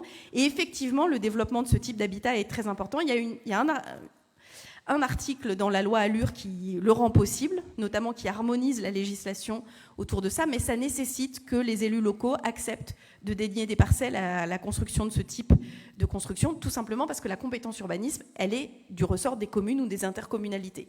Et ça, on pourrait débattre, mais c'est quand même, je pense, une bonne chose. Ensuite, Karine, qui dit qu'elle n'arrive pas à acheter le logement parce qu'elle a une maladie orpheline et qu'aucune assurance ne veut la couvrir. Et ça, je pense qu'elle a raison, parce qu'au-delà de son cas personnel, alors il y a une banque, je le dis parce que Oxfam est un grand critique des banques, mais pour le coup, il faut reconnaître que là, ils ont fait une avancée. Le Crédit Mutuel a décidé que pour tous ses clients, depuis plus de 7 ans, il n'y avait pas de questionnaire médical. Donc ça, si toutes les banques faisaient ça, c'est-à-dire qu'en fait, ils offrent leur prêt immobilier sans questionnaire médical à tous leurs clients. Et je pense que c'est une bonne chose parce qu'on ne se rend pas compte à quel point le questionnaire médical est discriminant. Donc moi, je pense qu'il faudrait mettre en place une disposition d'assurance qui peut couvrir ce que les assureurs ne couvrent pas, avec une garantie particulière. Mais de façon plus générale, la question des assureurs est une question centrale. Notamment, ça a été un des lobbies les plus puissants contre la loi Allure, Parce qu'eux, ils ont un marché qu'ils adorent, qui est l'assurance garantie loyer impayé. Parce qu'en gros, c'est une assurance que vous ne toucherez jamais, je vous le dis, si vous êtes propriétaire, hein, parce qu'ils ont des tels critères pour admettre des locataires qu'en gros, leur but, c'est d'encaisser l'assurance, mais de jamais avoir à la verser, et qu'ils ont contribué à freiner encore plus l'accès au logement, parce qu'ils ne veulent pas 3 fois le montant du loyer en revenu, mais 4 fois, 5 fois, un CDI depuis 5 ans, et des critères complètement absurdes. Donc c'est vrai qu'il y a un sujet autour des assureurs et du logement, et je termine en faisant une petite pirouette écolo désagréable. Je pense que les assureurs vont bientôt être ceux qui vont coller leurs mains sur le bitume devant les voitures sur les voies express, parce que le coût de la sécheresse, par exemple, de cet été est en train d'exploser, et que les assureurs vont être les premiers à être en grande difficulté avec le coût des catastrophes naturelles et leur augmentation, qui ne sont pas du tout dans des modèles qui étaient les modèles de probabilité sur lesquels ils tournaient pour calculer leur police d'assurance. Donc les assureurs deviennent des alliés des écologistes parce qu'ils comprennent que ça va coûter beaucoup plus cher que prévu, mais c'est aussi pour chacun individuellement, parfois des freins à l'accès au logement qui ne sont pas très identifiés et qui sont pourtant souvent difficiles. C'est pour ça que je continue de plaider pour qu'on sorte justement la relation du logement d'une relation propriétaire-locataire direct, et qu'on mette un tiers dans cette relation, avec ce qui s'appelait la garantie universelle des loyers dans la loi Allure, c'est-à-dire qu'en fait, si votre locataire ne paye pas, c'est une caisse de garantie qui vous règle, une caisse de garantie publique qui mutualise tout le risque, en sachant que l'immense majorité des gens payent leur loyer, les impayés de loyer c'est 2%, et qu'à l'inverse, quand vous ne payez pas votre loyer et que vous êtes de mauvaise foi, bah vous devenez redevable à l'égard du trésor public, ce qui n'est pas la même chose qu'avec votre ancien propriétaire. Et si vous êtes de bonne foi, parce que vous êtes une femme avec 2 enfants et que votre mec est parti et ne paye plus le loyer, ni la pension alimentaire, bah vous avez la possibilité très vite d'être identifié et de bénéficier de toutes les aides à la prévention des expulsions, notamment, et au relogement, et à la priorité au relogement. Je crois que j'ai répondu à toutes les questions dans le plus vite que je pouvais faire.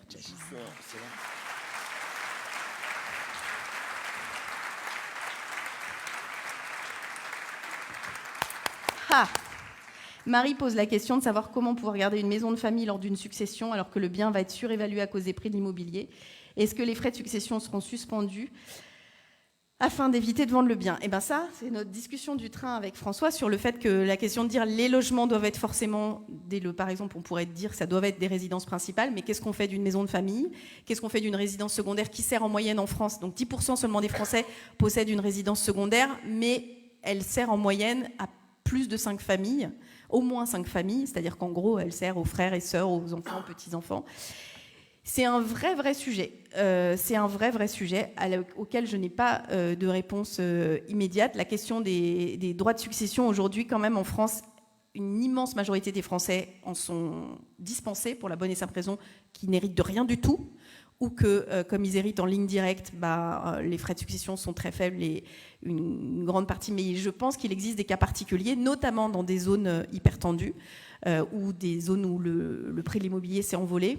J'ai pas de réponse ultra évidente sur le sujet, mais ce qui est sûr, c'est qu'on peut quand même réussir à trouver des solutions en matière de fiscalité. Je le redis, que ce soit en droit de succession, fiscalité des loyers, l'inventivité des juristes et des services de l'État et des spécialistes de la fiscalité est absolument sans limite. Donc le rôle des politiques, c'est de dire voilà, c'est ça qu'il faudrait faire, et ensuite, en général, il y a des gens, des techniciens, des hauts fonctionnaires formidables qui trouvent des solutions. C'est ça qui fait que moi je crois en la politique, c'est que si on sait où on veut aller, si on sait défendre des convictions, les mécanismes techniques et l'intendance, on les trouve.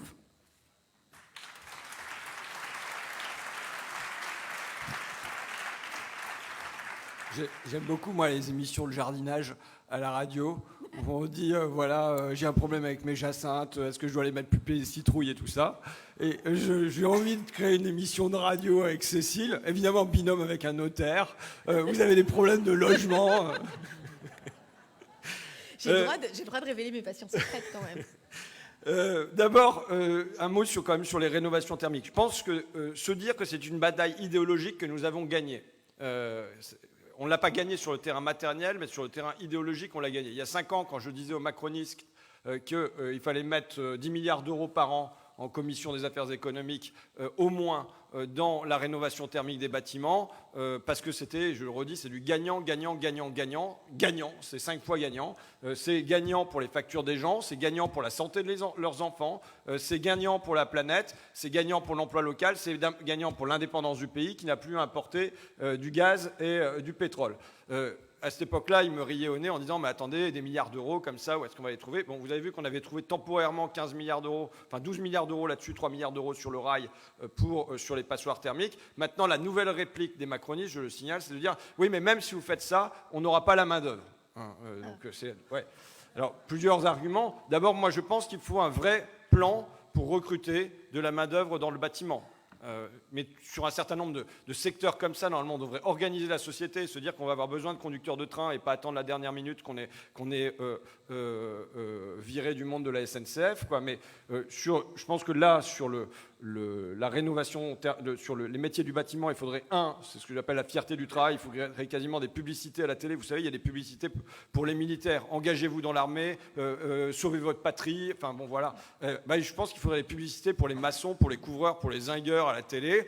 Engagez-vous dans le bâtiment, servez votre pays, défendez la planète, un truc comme ça, et qui donne une envie aux jeunes qui veulent faire de l'écologie de se dire, c'est là-dedans. Mais évidemment, il faut que ça aille en parallèle avec la valeur du travail, c'est-à-dire qu'on se dise que dans ces boulots qui sont difficiles, c'est 2 000 € par mois, qu'il y a peut-être une semaine de congé supplémentaire, que comme pour les militaires, après 50 ans, quand on a été carreleur toute sa vie, on a bien mal au dos, et il y a une autre carrière qui souffre derrière. Donc voilà, mais il faudrait construire des filières qui sont liées à ça. Il y a un dernier argument, la CAPEB des entrepreneurs du bâtiment ont répondu au gouvernement en disant, mais écoutez, nous, il n'y a que 10% des entreprises qui sont habilitées aujourd'hui à faire de la rénovation thermique. On est capable demain, si vous le voulez, d'en faire 10 fois plus, en gros. Or, à la vitesse à laquelle on va aujourd'hui, il y a 5 millions de passoires thermiques dans le pays. L'an dernier, c'est un chiffre de la Fondation Abbé Pierre qui a été repéré dans un rapport de la Cour des comptes. Il y a eu 2500 passoires thermiques en moins. Ça veut dire qu'à ce rythme-là, il nous faut 2000 ans. Voilà. 2000 ans pour venir à bout des passoires thermiques. Et ça veut dire que pendant tout ce temps-là, on chauffe le ciel. Quoi. Bon. Ça, c'est le premier point sur lequel j'étais à l'aise, parce qu'après, j'ai des questions avec lesquelles je ne suis pas à l'aise. Bon. Comment se fait-il que le montant du loyer ne soit pas présent et inclus dans l'indexation du coût de la vie? Donc, c'est pas marqué qui c'est, mais c'est pour nous deux, Cécile. En vérité, je suis à peu près compétent sur cette question-là. C'est pas exactement vrai, parce que il y a dans l'indice de l'INSEE, il y a une toute petite part du panier qui est constitué par le prix du logement, qui doit être de mémoire entre 6 et 9%, vous vérifierez. Pourtant, j'ai lu un bouquin la semaine dernière où il y avait ce chiffre à l'intérieur, mais ça n'a pas accroché. Mais enfin, moins de 10%. Pourquoi? Parce que ça se cale en fait sur... Là où ça ne va pas, c'est que ça se cale sur les revenus des gens qui sont plus propriétaires et qui vont avoir bien moins de mal à payer que sur la part que ça prend dans le panier réel des ménages, et en particulier des ménages populaires. Mais de la même manière qu'on pourrait dire qu'aujourd'hui, quand on a l'indice de l'INSEE qui dit qu'il y a une inflation qui est de 7%, 6-7%, évidemment, à la campagne, c'est beaucoup plus élevé parce qu'on utilise plus sa voiture pour se déplacer et ça revient plus cher à se chauffer aussi. Donc là, il y a en effet le panier à revoir. Alors ensuite viennent les questions philosophiques. Il y en a une qui nous est adressée à toutes et tous ici autour de cette table, je vous le signale, de Bertrand. Parmi les 5 intervenants sur scène, y en a-t-il qui pensent que le principal problème, c'est la propriété privée? Et je la regroupe avec celle de Chabina, qui me demande « Penser le problème du logement comme tous les problèmes sociaux dans le cadre et limite du capitalisme, changer la loi, demander les moyens à l'État, surtout en temps de crise du capitalisme et de sa forme locale qui est l'État-providence, ne nous éloigne-t-il pas de la possibilité de résoudre le problème général? Ne devrions-nous pas situer les améliorations concrètes dans une perspective organisation plus intégrale afin d'en finir avec le capitalisme, marché, exploitation, etc. » Bon. Go. Moi, je suis partisan au fond, je pense que nous avons un peuple, une démocratie qui est en convalescence. Un peuple qui est découragé. Moi, je le disais pendant ma première campagne de 2017, mon adversaire, c'est toujours la finance, mais c'est surtout l'indifférence. Et la question, c'est comment on fait pour sortir les gens de la résignation, les sortir de l'abattement et leur laisser croire qu'ils ont encore une possibilité de prise sur leur existence. Je dis toujours, vous savez pourquoi il y a autant d'émissions de télé sur la décoration? Parce qu'au fond, les gens, ils y croient tellement plus que c'est possible de changer leur rue, de changer la justice, de changer l'école pour leurs enfants, que tout ce qui leur reste, c'est le choix de la couleur de leur papier peint. Et je pense qu'aujourd'hui, le principal problème, il y a évidemment le chômage qui est un problème, il y a la hausse du coût de la vie, mais le sentiment d'impuissance. Et c'est vrai que je fais le pari de croire que c'est par les bancs qu'on sort de ce sentiment d'impuissance. Alors moi, chez moi, ça n'a pas été les bancs sur lesquels on a gagné dernièrement, mais c'était dans le même genre, des mamans qui étaient autour d'un parc, avec un petit parc avec leurs gamins, mais le toboggan était cassé, enfin voilà, tout était cassé. Ils disent, ils ne veulent pas nous écouter, le bailleur social ne veut pas nous écouter, boum, on leur fait faire une petite pétition, elles font la petite pétition, on les accompagne pour qu'ils aillent le porter au bailleur social, à la mairie de quartier, et il y a la réparation du parc. Ça ne veut pas dire qu'on gagne seulement la réparation du parc dans ces cas-là. On gagne une confiance qui se rétablit. Moi, je crois à ça, à la confiance qui se rétablit dans les gens entre eux, qui peuvent représenter une petite force, éventuellement la confiance dans leurs représentants députés, dans la gauche, et possiblement un peu de confiance de temps en temps à l'égard des institutions quand on va les secouer assez fort. Et grosso modo, c'est ma démarche permanente. C'est pour ça que je reprends le terme de Jaurès, qui se définissait comme un réformiste révolutionnaire, à savoir que le premier temps, ce qu'il faut, c'est gagner des choses, parce que c'est ce qui redonne confiance aux gens et conscience de la force qu'ils représentent. Et ensuite, en fait, ce peuple convalescent, une fois qu'on lui a fait faire un pas, qu'on lui a fait faire un deuxième pas, on peut espérer qu'on ait la possibilité, ensemble, de relever le nez vers un horizon. Mais si on lui dit tout de suite à ce peuple malade, tu vas sortir du lit et tu vas battre le record du saut en longueur, il va y avoir personne pour nous suivre. Lénine disait, un pas en avant, mais pas deux.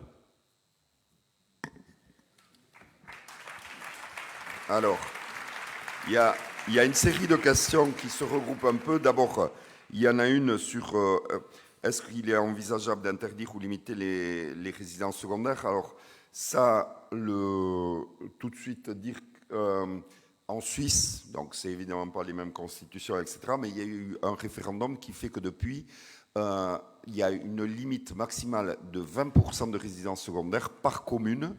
Alors il faut s'imaginer ici en Pays Basque, sur l'ensemble du Pays Basque Nord, sur l'ensemble donc de l'agglomération Pays Basque, on est à 21% de résidences secondaires. Et sur certaines communes, on est à 50%. Donc en Suisse, on ne peut pas dépasser 20%, et dans le Tyrol autrichien, on ne peut pas dépasser 8% de résidences secondaires sur un canton. Bon, donc philosophiquement, en tout cas, c'est faisable. Et après, évidemment, tout est question de rapport de force. Voilà. Et après, il y a 3 questions qui sont également liées aux résidences secondaires, mais sur le statut de résident. Alors, il y en a 2 qui sont adressées à toi, François. Est-ce que tu es favorable ou prêt à soutenir le statut de résident? Et une adressée à Alda. Comment se positionne Alda sur le concept de statut de résident dont il est question en Corse et en Bretagne, et également ici, puisque c'est demandé par le mouvement politique à Versailles et à Chevaille. Nous, au niveau... Alors, je réponds pour Alda et je te laisse répondre après, François. Bon, d'abord, il faut expliquer les choses, parce qu'autrement, il y a vite une confusion, notamment parce que ça a été porté en Corse, puis en Bretagne, puis en Pays Basque. On pourrait penser que, tiens, c'est un statut pour les gens, les Bretons ou les Basques ou les Corses, qui ferait que seuls eux ont le droit d'acheter un bien immobilier. Puisque le statut de résident, c'est en fait le fait qu'il faille habiter sur un territoire depuis 1 an, depuis 2 ans, depuis 5 ans, tout dépend des règles qui sont mises, pour pouvoir acheter un bien immobilier. Qu'est-ce que ça empêche? Ça empêche que quelqu'un par Internet, par téléphone, achète des biens comme ça, et ça force les gens à venir d'abord habiter sur un territoire, à louer, à être hébergés chez des amis, pour après, au bout d'1 an, 2 ans, 5 ans, selon ce que la loi peut fixer, acheter un bien immobilier. Nous, on pense que, d'une part, cette revendication, elle devrait être portée partout, pas uniquement en Bretagne, en Corse, en Pays Basque, et effectivement que ça peut faire partie de la panoplie des outils pour limiter la vampirisation du parc d'habitation à l'année par les résidences secondaires. C'est clair qu'on n'a pas envie que le Pays Basque devienne une cité balnéaire géante, Et on sait très bien que les premiers expulsés, et c'est le cas depuis des années, ce sont les classes populaires et la jeunesse. Et on n'a pas envie d'un Pays basque sans ces classes populaires et sa jeunesse.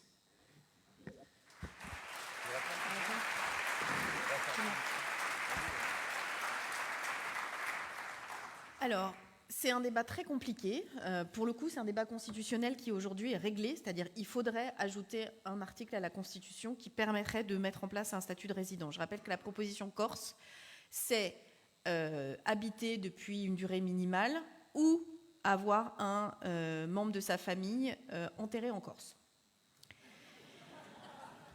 C'est voilà. Donc, avec l'idée, en gros, soit le droit du sol, soit le droit du sang, pour résumer un petit peu. Donc, pour l'instant, constitutionnellement, dans la République française, c'est pas du tout possible. Mais en revanche, moi, je crois plutôt qu'il y a une des pistes, quand même, je parlais tout à l'heure de passer par les notaires, qui est la limitation du nombre de résidences secondaires détenues par personne. Ça, je pense que, avec, par exemple, une fiscalisation à 100% des revenus au-delà de la première, parce que ce qu'il faut, c'est essayer de contenir. Je pense que pour aller dans le sens de ce que vient de dire François sur est-ce qu'il faut mettre à bas le capitalisme et décider qu'on collectivise l'intégralité du parc de logement, il y a la question de la façon dont ça parle aux gens et dont on arrive à les faire avancer. Mais de la même manière, je pense qu'avant d'aller à des statuts de résidents qui peuvent poser d'autres questions et qui peuvent provoquer des situations plus compliquées, parce que ça modifie la Constitution, mais ça ouvre des portes. C'est quoi les limites géographiques exactement? Parce que évidemment, si ça s'applique au Pays Basque, ça doit pouvoir s'appliquer à d'autres territoires. Et comment? Est-ce que ça marche pareil avec l'Île-de-France ou pas? Et pourquoi? Enfin, il faut qu'il y ait une égalité de tous devant la loi. Donc, il faut pouvoir prouver cette égalité de tous devant la loi.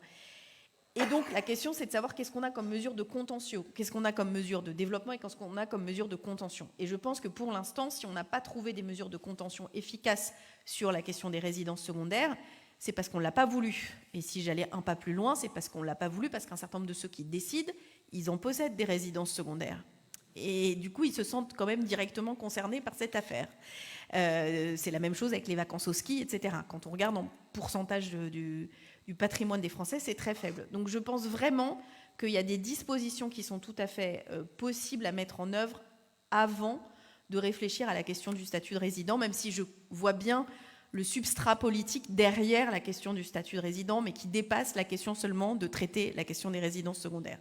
Voilà, donc j'ai bien conscience que ça ne va peut-être pas ravir certains d'entre vous, mais en tout cas de façon opérationnelle et technique, ça passe par une modification constitutionnelle et pas une petite pour que ce soit juridiquement opposable. Moi la condition que je souhaite, c'est simplement que quand un logement est acheté, il soit habité. Voilà, normalement, il devrait y avoir, surtout dans des zones comme la vôtre, moi j'ai envie que Tchetch, il puisse venir vivre en Picardie s'il le souhaite.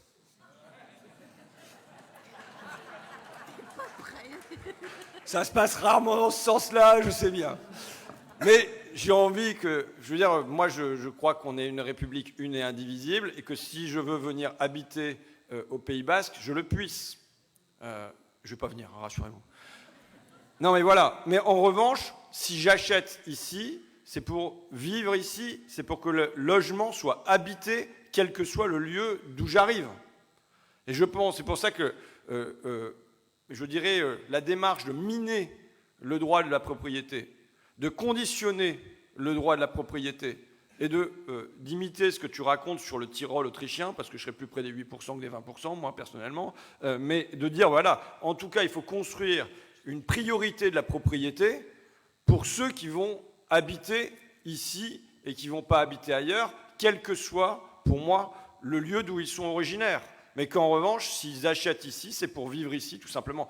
Vous savez, il y a des tels moments comme ça dans la vie politique, on a l'impression d'énoncer des évidences, et que, enfin, je veux dire, si les gens ils achètent ici, c'est quand même pour vivre ici. Point barre, quoi. Et ça ne doit pas être pour vivre ici 2 mois par an et que 10 mois par an, la maison, elle soit vide. Enfin, pour moi, c'est un espèce de ça va de soi, quoi. Juste un petit NB, s'il y a cette disposition dans le Tyrol, celle-là, je l'avais étudiée, c'est grâce à un lobbying hyper efficace des hôteliers. Et donc la vie est quand même cocasse. C'est pas du tout les habitants qui sont protégés des résidences secondaires, c'est les hôteliers qui sont protégés de la concurrence de ce qui ne s'appelait pas à l'époque Airbnb, mais de cette logique-là. Et d'une certaine manière, c'est pas plus mal, je le dis, que les touristes viennent dans des hôtels. Les hôtels, ils ont vocation à être remplis tout au long de l'année. Ils emploient des gens, ils ont des normes de sécurité qui sont bien supérieures à celles qu'on demande dans les résidences secondaires. Donc l'alternative à l'absence du Airbnb, c'est les hôtels. Et alors, une des raisons qui a fait le développement du Airbnb, c'est le manque de capacité hôtelière dans un certain nombre de zones. Je pense en particulier aux grandes métropoles. Mais la réponse par le Airbnb n'est pas une bonne réponse. Donc vraiment, mais c'est un sujet intéressant de creuser quels sont les bons dispositifs qui permettent de contenir ce développement. Et à Paris, en tout cas, le fait de pénaliser et de mettre des amendes, parce que là, il y a eu des condamnations très très lourdes, au-dessus de 10 000 euros, ça calme. Je veux dire qu'il y ait des alliances de classe avec les hôteliers et les commerçants. Ben non, on doit construire de l'alliance de classe. Pour remporter des victoires, il y a la nécessité d'alliances de classe qui sont évidentes. Le deuxième point, c'est que, au fond, l'hôtel est une forme de collectivisation. Mais oui, de la même manière que le lavomatique, c'est la collectivisation du lave-linge, et ben, l'hôtel, c'est une forme de collectivisation où en effet le truc est utilisé parce que tout le monde y passe. Donc moi, je suis plutôt favorable. Je vais me faire suisse parce que les Suisses, ils ont quand même inventé un deuxième truc super que j'ai défendu là, enfin qu'on a essayé de défendre pendant le budget qui a été trop vite arrêté, mais c'est que quand même tous les camions qui transitent par la Suisse doivent être mis sur du rail quand même. Bon. On a oublié une question à laquelle Sarah va répondre et après on vous donnera la parole, le mot de la fin à tout le monde et juste avant que vous vous leviez, j'ai plusieurs annonces à faire. Alors juste une petite illustration de nouveau européenne pour dire qu'Amsterdam par exemple a interdit la possibilité d'acheter pour ne pas vivre dans les logements, donc c'est possible. En deçà d'un certain prix, parce que pour les logements très très très chers, ils laissent la possibilité d'en faire des résidences secondaires. Donc c'est des choses qui peuvent s'instaurer. Néanmoins, sur cette idée d'acheter pour vivre, il y a quand même une petite limite, c'est que il y a des villes qui ont été, j'allais dire, envahies de Parisiens comme Bordeaux, Marseille, et pour lesquelles les gens sont allés vivre dans ces villes-là. Ils se sont déplacés. Ça n'a pas été pour faire de la résidence secondaire ou de la location courte durée, et ça a fait augmenter les prix et ça a poussé les gens qui habitent dans ces villes-là vers l'extérieur. Donc ça peut être une solution, mais ça ne peut pas être l'unique solution, effectivement. Et c'est, je pense, ce qui a fait émerger aussi les discussions autour de la question de la résidence, bien que je partage complètement votre point de vue sur le fait qu'il faut ouvrir la possibilité à tout un chacun de venir s'installer là où il a envie de vivre. On ne va pas faire des frontières à l'intérieur des frontières, ça serait quand même très discutable. Et d'ailleurs, sur la rénovation énergétique et sur la question du manque de main-d'œuvre, je lance une petite bouteille, mais sur la question de la régularisation d'une partie des personnes qui travaillent déjà, qui vivent déjà, dont les enfants sont scolarisés en France et pour lesquels on n'accorde toujours pas de permis de vivre sur le territoire. Et je pense que on va pas il faut pas être aveugle non plus au fait que les métiers difficiles dans le bâtiment, dans les métiers saisonniers, la restauration, etc. Bien sûr, c'est des métiers qui doivent être valorisés, de toute évidence, comme tu disais François, et là-dessus c'est pareil, on partage complètement, mais c'est aussi des métiers qui sont aujourd'hui occupés par des personnes qui n'ont pas de titre de séjour et qui travaillent dans des conditions complètement indignes. Voilà, donc sans compter, on n'a pas parlé du sans-abrisme aujourd'hui, mais ça fait partie aussi des questions, les familles qui vivent à l'hôtel dans des conditions complètement indignes. Voilà. Et dernière chose, sur la question qui a été posée concernant les contrôles des congés-ventes ou reprises. La question c'était un congé d'un locataire pour vente ou reprise devrait faire l'objet d'une notification à l'administration. Je crois, si je ne me trompe pas, parce que j'ai un petit peu décroché sur ces questions-là, mais il me semble que c'est déjà le cas. Il y a des commissions de coordination des actions de prévention des expulsions, les CAPEX, qui existent et qui sont normalement des commissions départementales qui doivent faire, donc les congés doivent faire l'objet d'un signalement normalement auprès de ces commissions qui doivent normalement, mais ce n'est pas le cas sur tous les territoires, organiser la prise en charge, en tout cas le suivi des locataires qui le nécessitent. Ceci dit, la Fondation Abbé Pierre a aussi engagé un travail sur la question des congés-ventes, disons, sans aller voilà, la suppression, en tout cas d'amener l'idée d'une suppression des congés-ventes, notamment dans les zones où il est très difficile de se reloger, avec l'idée que voilà, le congé-vente, en gros, il se justifie parce qu'un propriétaire souhaite vendre son logement et lorsqu'il est occupé, il est 10% moins cher que lorsqu'il est vide. Donc, en gros, on a mis en place un mécanisme qui permet aux propriétaires de s'assurer 10% de supplémentaires sur la vente de leurs biens, au détriment d'une personne qui va perdre son logement, qui va perdre son domicile, et qui, peut-être, pour une partie d'entre eux, seront récupérés par la puissance publique lorsqu'il n'y a pas de possibilité de se reloger. Ça veut dire se mettre dans la file d'attente des demandeurs de logement social. On en a parlé tout à l'heure, le rôle du logement social. Ça a la nécessité aussi, parfois pour les familles qui ne peuvent pas du tout accéder au logement, d'aller dans des centres d'hébergement. Donc en gros, voilà, on aimerait pouvoir montrer que le congé-vente aujourd'hui, il y a des endroits au moins où ça ne se justifie pas, où des propriétaires l'utilisent lorsque des locataires ont des revendications. Par exemple, on a parlé des logements humides, de l'habitat indigne, etc. On voit que quand un locataire a une revendication auprès de son propriétaire, des fois, juste derrière, il reçoit un congé-vente. Donc voilà, on espère qu'on pourra avoir des avancées aussi dans ce domaine-là et pouvoir accompagner au mieux les locataires. Et tant que tu as le micro, le mot de la fin pour toi, si tu veux. Wow, le mot de la fin, ne lâchons rien.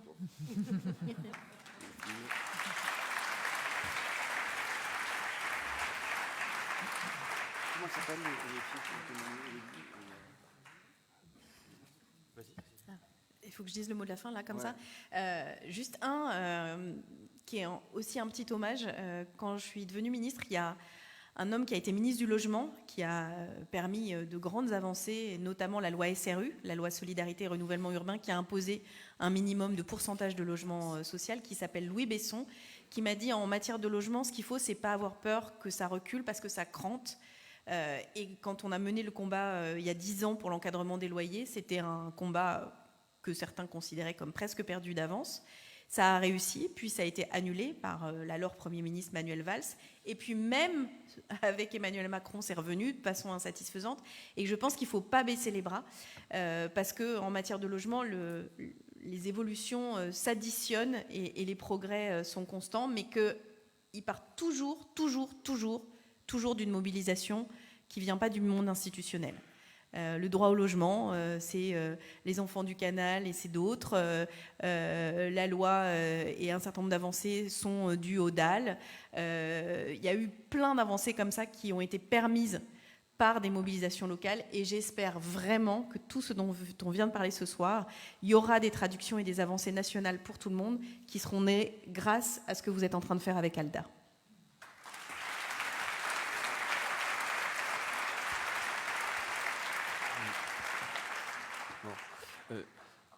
Je pense que le logement, comme d'autres besoins fondamentaux, on peut penser à la nourriture par exemple, ça participe d'une économie des besoins qui doit être dissociée d'une économie des désirs. Et que cette économie des besoins, elle nécessite que ça ne soit pas la loi du marché, l'offre et la demande, l'argent contre les gens qui dominent. Et qu'on arrive à tirer du marché encadré, des secteurs hors marché, et ainsi de suite. Sur ça, sur la santé, sur l'éducation, sur un certain nombre de domaines comme ça qui ne doivent pas appartenir à la même économie que celle du téléphone portable qu'utilise Tchetch. Très attentif à mon propos. Ensuite, saluer le travail de Tchetch et de toute son équipe. Au fond, je pense que les questions de logement ont pu être portées quand même au cours du XXe siècle par deux courants politiques, le courant chrétien dont Sarah est une représentante aujourd'hui et le courant communiste. Mais non, mais que tu veux, sur ta fondation, elle s'appelle Fondation Abbé Pierre, tu vois. C'est athée, mais c'est quand même Abbé Pierre. Excuse-moi, c'est athée, mais avec la soutane, quoi. Bon. Non, mais voilà, c'est pas grave. C'est pas grave, bon sang. Mais se dire que ces deux courants-là, qui ont été les deux grands vecteurs de politisation des classes populaires. T'as pas dit le deuxième. Si, courant communiste, je l'ai dit. Si, je l'ai dit, courant communiste. Je l'ai dit, mais j'étais déjà interrompu. Non, et voilà, le courant communiste, avec la CNL notamment, et le courant chrétien, je pense, ont été les deux vecteurs sur le terrain du logement, mais de manière générale, de politisation des classes populaires. J'ai cité tout à l'heure les jeunesses agricoles chrétiennes. Bon, voilà, ça a été deux vecteurs de politisation. Et ce sont deux vecteurs qui, aujourd'hui, se portent moins bien. Deux grandes églises du XXe siècle qui périclitent. Et ça dit quelque chose. Pourquoi les classes populaires en sont là aujourd'hui? Parce qu'elles n'ont plus, au fond, de grands courants pour les porter dans la durée. Et donc le fait que sur la question du logement, la balle soit reprise aujourd'hui par ALDA, il y a la nécessité de retrouver une vigueur, quand bien même peut-être en se mêlant aux anciens courants, mais retrouver une vigueur populaire en s'appuyant sur ces traditions dont on voit bien qu'elles tombent aujourd'hui. Ça, c'est la première chose que je voulais dire, et à vrai dire la dernière, sinon que... Et à la fin, c'est nous qu'on va... Voilà, et moi, putain, vous ne connaissez pas du tout notre truc, nous. Il va falloir vous prendre des cours. Non, j'espère que vraiment... Ah, mais il va le dire en basque, c'est prévu dans notre numéro. Non, je veux dire que vraiment, j'espère que ici vous allez pousser. Bon, j'entends que ça va pousser en Bretagne quand je lis des textes, que ça pousse aussi. En gros, ça pousse sur tous les littoraux.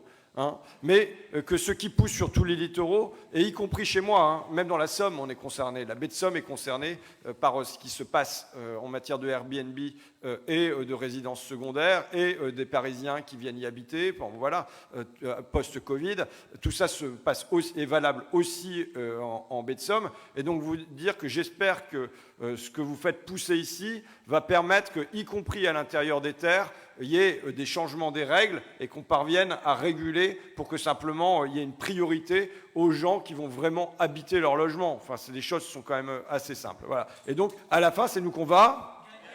C'est mieux. À la fin, c'est nous qu'on va. Merci.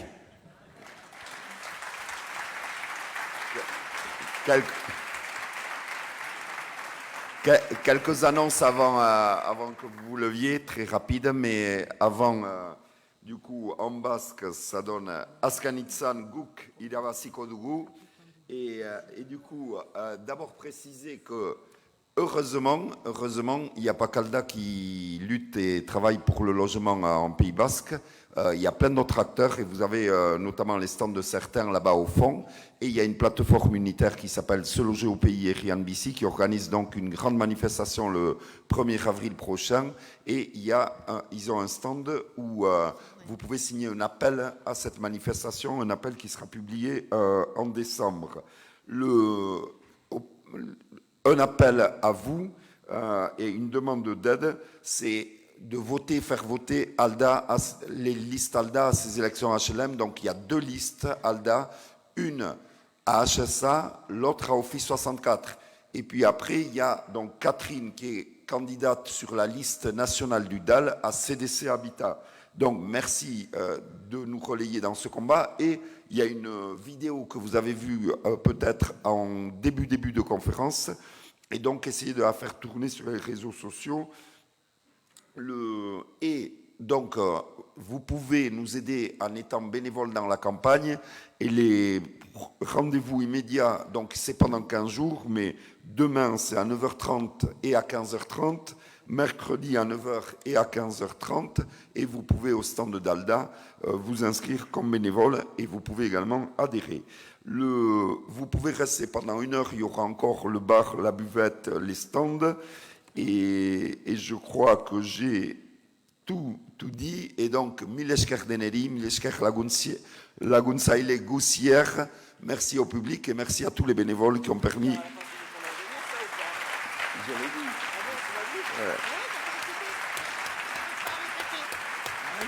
Merci à tout le monde et évidemment merci à Cécile, à François, à Sarah et à Jean-Baptiste pour leur présence ce soir. Et voilà, et c'est pas fini, et à la fin, c'est nous qui allons gagner.